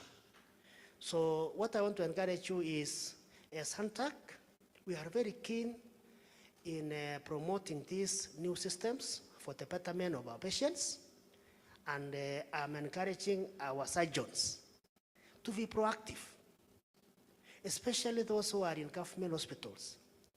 Let's learn to have a good work ethic. Thank you so much, Dr. Nigel, in cost, because at times making sure these things happen is not easy. We need to be proactive and we need to push. I know with our leadership of our various counties and even our country, they can listen. If we can organize ourselves, especially as the Association of Cardiothoracic Surgeons, your voice will be heard and you can bring a lot of change. And we'll be here together with Antac. We are here to partner together and see how things go through. So thank you so much. We are here and available. Thank you. Thank you so much. Thank you so much. I think we'll bring it to a close. Can we give him a nice, fantastic Kenyan clap? Moja, mbili, tatu, funga, fungua. Thank you. Thank you. Thank you so much. Thank you so much. I know you might have a few more questions, but because of time, we are just going out for tea. So please, if you have a question that is yet to be handled, the whole team is still here. So we can have a lot of one-on-ones as we have the tea, please. Now, I want us to bring the meeting to a close, but please allow me 2 things. Your indulgence, please. My friend Jayesh, I just want you to stand, at least say hello to these people. I had a very good time with Jayesh yesterday at St. Francis, fantastic guy. Please, just say hello to the people because we'll be working together a lot. Thank you very much, Doctor. You're giving me goose pimples. I wanted to stay at the back today and not be in the front. But thank you, Antok. I would like to thank Nadia, Nunu, coming all the way from Paris and the Dubai office. This is how Africa is important to us. When I approached them that we are having the first cardiothoracic meeting, they had to really reshuffle the calendar. I still remember Nadia telling me, oh, it's short notice, but she made it. Thank you, Nadia. Thank you, Nuno, for finding time because Africa is important, and like Doctor said, we have to stand on our foot. And me, myself, I come from Mauritius. We started the program in Mauritius in 2020. When we started, we had 2 machines, S5, and 1 from the competitor. Today, Mauritius, like Doc said, you want to expand. Mauritius is a small country of 1 million population, but we have 15 running machines and around like 5 machines as backup, just for a small country. And we are doing around 1,200 to 1,500 cases per year. So that's a very small. Mauritius is like, I won't even say Nairobi is much bigger than Mauritius. So we really believe in this partnership. We really believe in training. We believe in education. And this is how the business grew in Mauritius, and we are trying to replicate this in Africa. And thank you very much, all of you. I know how it's very busy. For the first time I'm meeting some of the surgeons, I can see them sitting and laughing, because when you go at the hospital, you have to walk with them up to the operation theater. Or some of them, you even have to go inside the operation theater and have a chat with them. So thank you for taking time today. It gives us a great honor. And whenever there would be more functions like this, more gathering like this, because this is how I always believe, like, you know, there's a quote from Dalai Lama who says, like, sharing of knowledge makes you immortal, because we will all go, we will all die and go, but whatever we share will carry on for generations. So let's keep this spirit on. And again, thank you from the bottom of my heart for making it all across Kenya, from Uganda, from Europe, from Dubai, from Mauritius. Thank you all for this lovely afternoon. Thank you. Thank you. Thank you so much. Thank you so much, Jayesh. The last person, our brother Taco, who's been delayed a few times. We just want him at least to say hello to all of us. He suffered enough. Let us hear his voice before we go for tea. Thank you so much, Dindi, and good afternoon, everyone. I'm seeing familiar faces. I'm so happy to be here.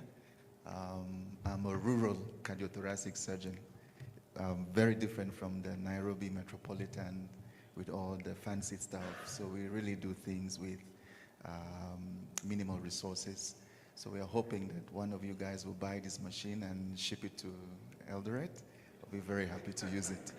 So it's a pleasure meeting you again, and I'm sorry the flight was delayed several times. It was supposed to leave at 10, it finally left at 2, then arrived, and there was a huge, I don't know who was traveling, there was a huge traffic jam at the airport, so, but I'm happy I made it, and sorry, I would have loved to share what we do in Eldoret. Hopefully we'll have some time to do that. All right, thank you. Thank you. Thank you so much. All right, so I'd like for us to bring this to a close. If you would all stand, please. Then we can do it the way I see them doing in church. So turn to your neighbor and tell them one thing that you've learned today.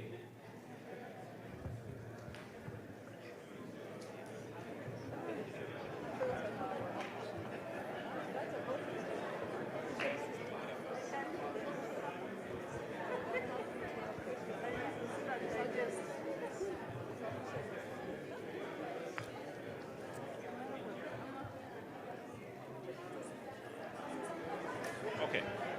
Awesome. Awesome. So we've all learned something. For those of you who are not aware, Kenya Association of Thoracic Surgeons brings all of us together under one umbrella. So this is the beginning. We look forward to some amazing days ahead. Now we need to have one group photo as we take our tea. So when we step out, we'll be guided by the production guys. We'll just have one photo, yeah? Picha kwa album, ndio? Yeah, it's very important. So don't leave before we do that one photo. Then we'll have some tea and have some time of interaction together.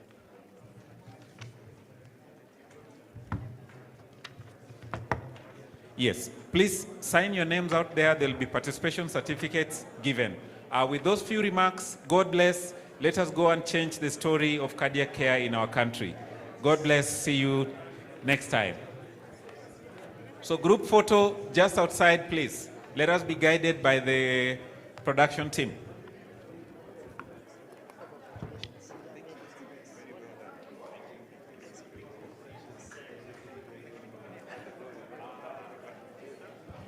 Watu wametoka nje tayari.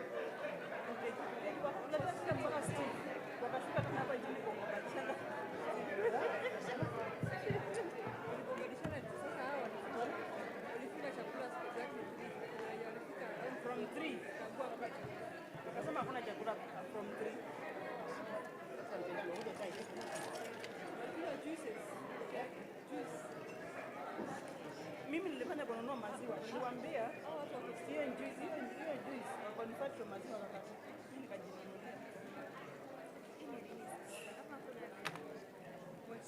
Hii tunabebana naye.